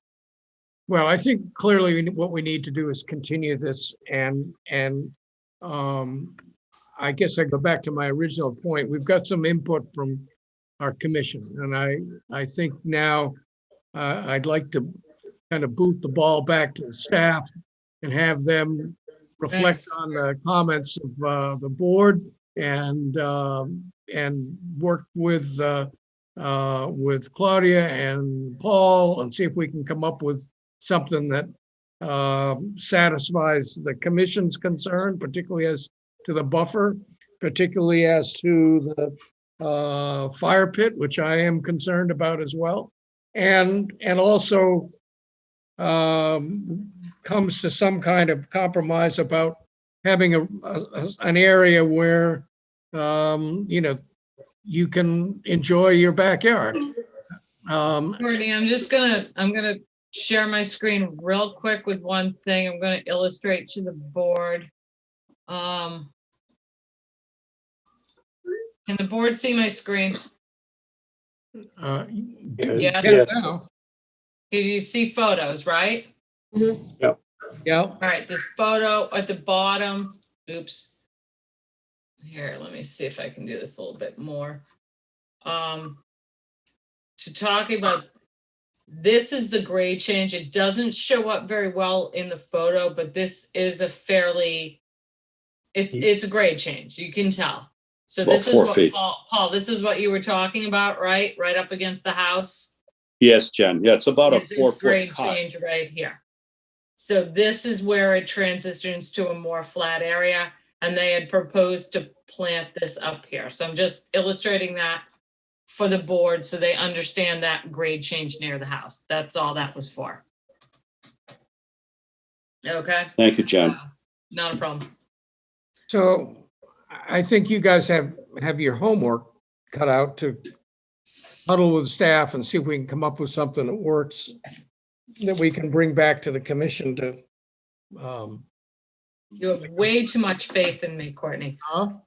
Brian, Yeah, so let's ask, Paul, how much time do you need? I might be able to help inform Paul on that answer before he answers. So I don't think we can be back on the 7th because that would only give us a week to work out a No, plan. that's not gonna work. Yeah, and then you're not meeting the 14th, and I have a conflict on the 21st. So I think we're kind of compelled to go Don't to you the, have conflict on the 7th? I have a conflict on both of them. I have to be in Harwich on both the 7th and the 21st. Although we could do what we talked about earlier, Jen, an enforcement matter is going to be at the end of the night. So Enforcement's gonna be at the end of the night, Brian. If you could get Harwich to, yeah, if I get put on earlier in Harwich, they start at 6:30. So okay, so how about could we have to the 24th? what is that, Amy over there in Harwich? I'll. Yeah. Can you pull any strings for me, Jen?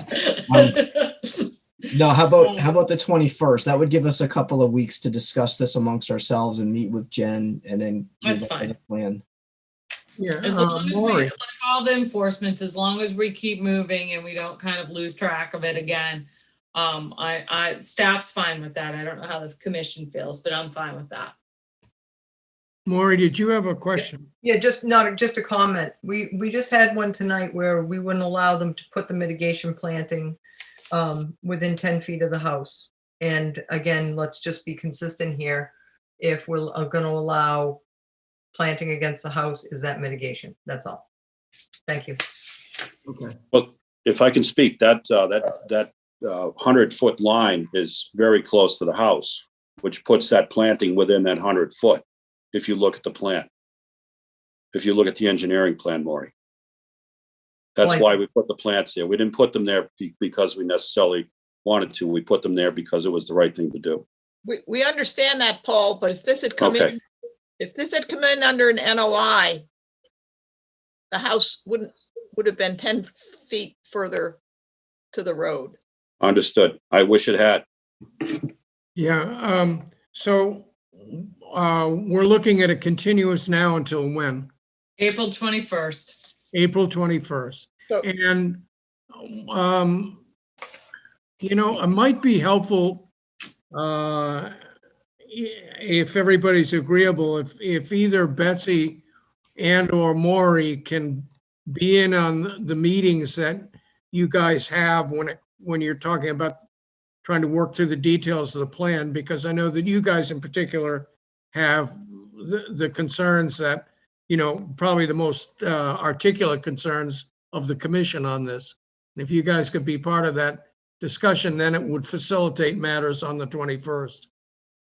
Is that okay? I Is mean, that okay? Jen can call me if You can call, yeah. night meeting. Jen and Kevin would know what we want. I mean, they're listening, they hear. All right. Well, then I'll entertain a motion to continue this enforcement hearing until the 21st of April. So moved. Hawk second. Okay, is there any discussion? If not, I'll call for the vote. Betsy? Gladfelter, aye. Bird, aye. Kevin? O'Brien, aye. Maury? Carlo Hawk's eye. Pat? Harris, aye. Peter? Walsh, aye. Steve? Pat and I. Okay, the motion's carried. This hearing is continued until April 21st. Thank you very much. We'll get through it. Thank you, Thank you, sir. members of the commission. I know that this is a Thank you. difficult one. We appreciate your time. Okay. Good night. Have a good night. Good night. Good night.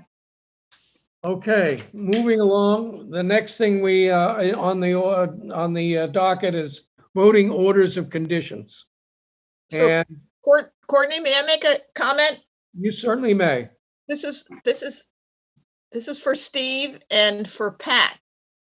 Neither of you are on these orders. So if Courtney will allow you You really don't have to listen to the discussion.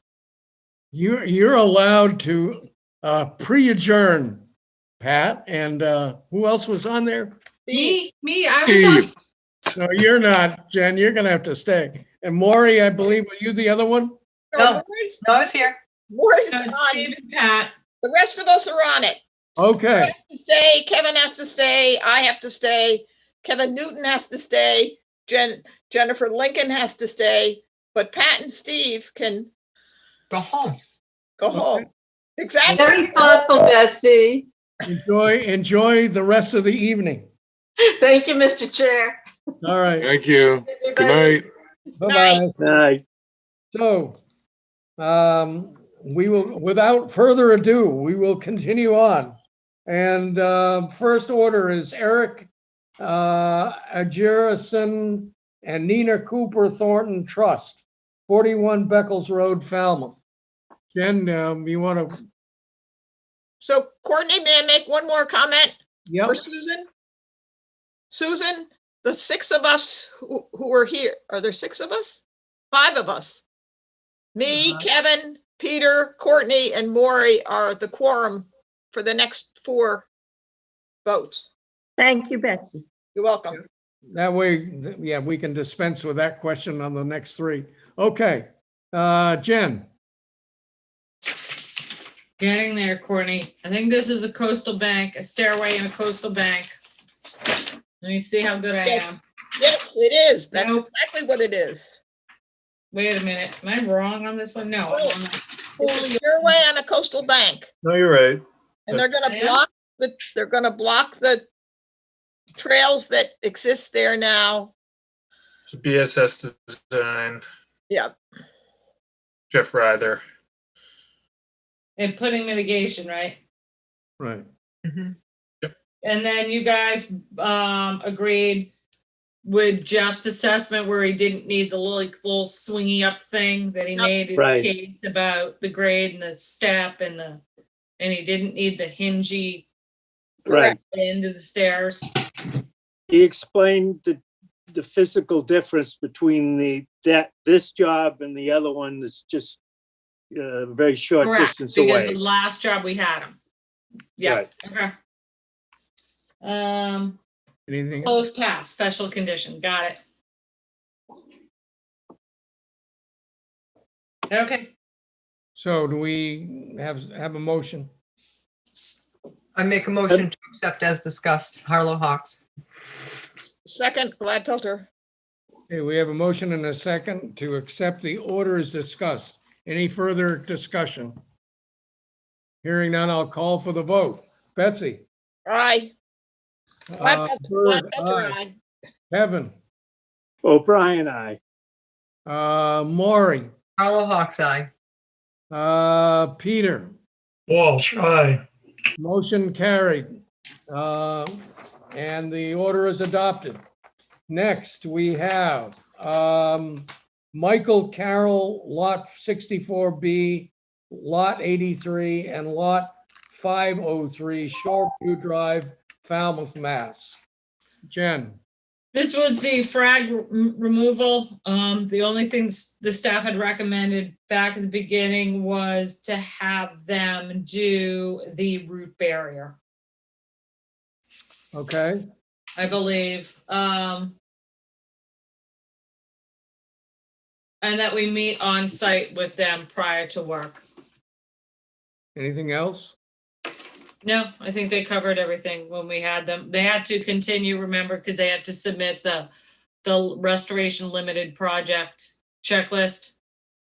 Okay, And their plan for the root barrier, which they Yep. put in.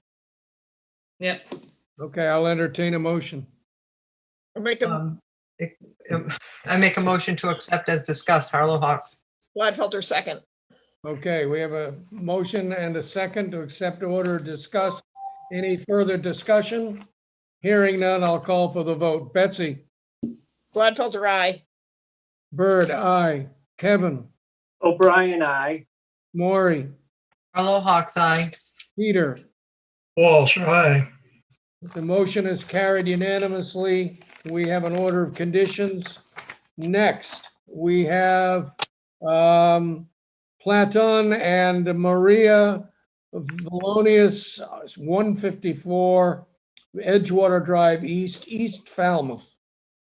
This is to install the denitrifying septic system, Courtney. Yep. They wanted to increase the design flow to 4 bedrooms as opposed to 3. They are proposing a singular, am I right, Maury? Yes. A singular D-night, and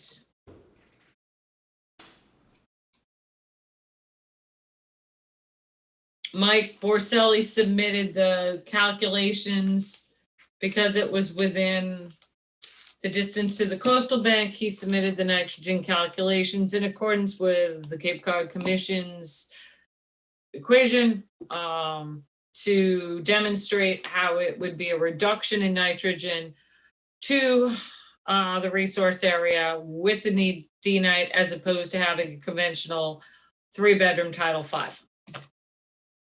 Did I sum that up? You summed it up. Yes, good job. Okay. Any other comments? So I'll entertain a motion.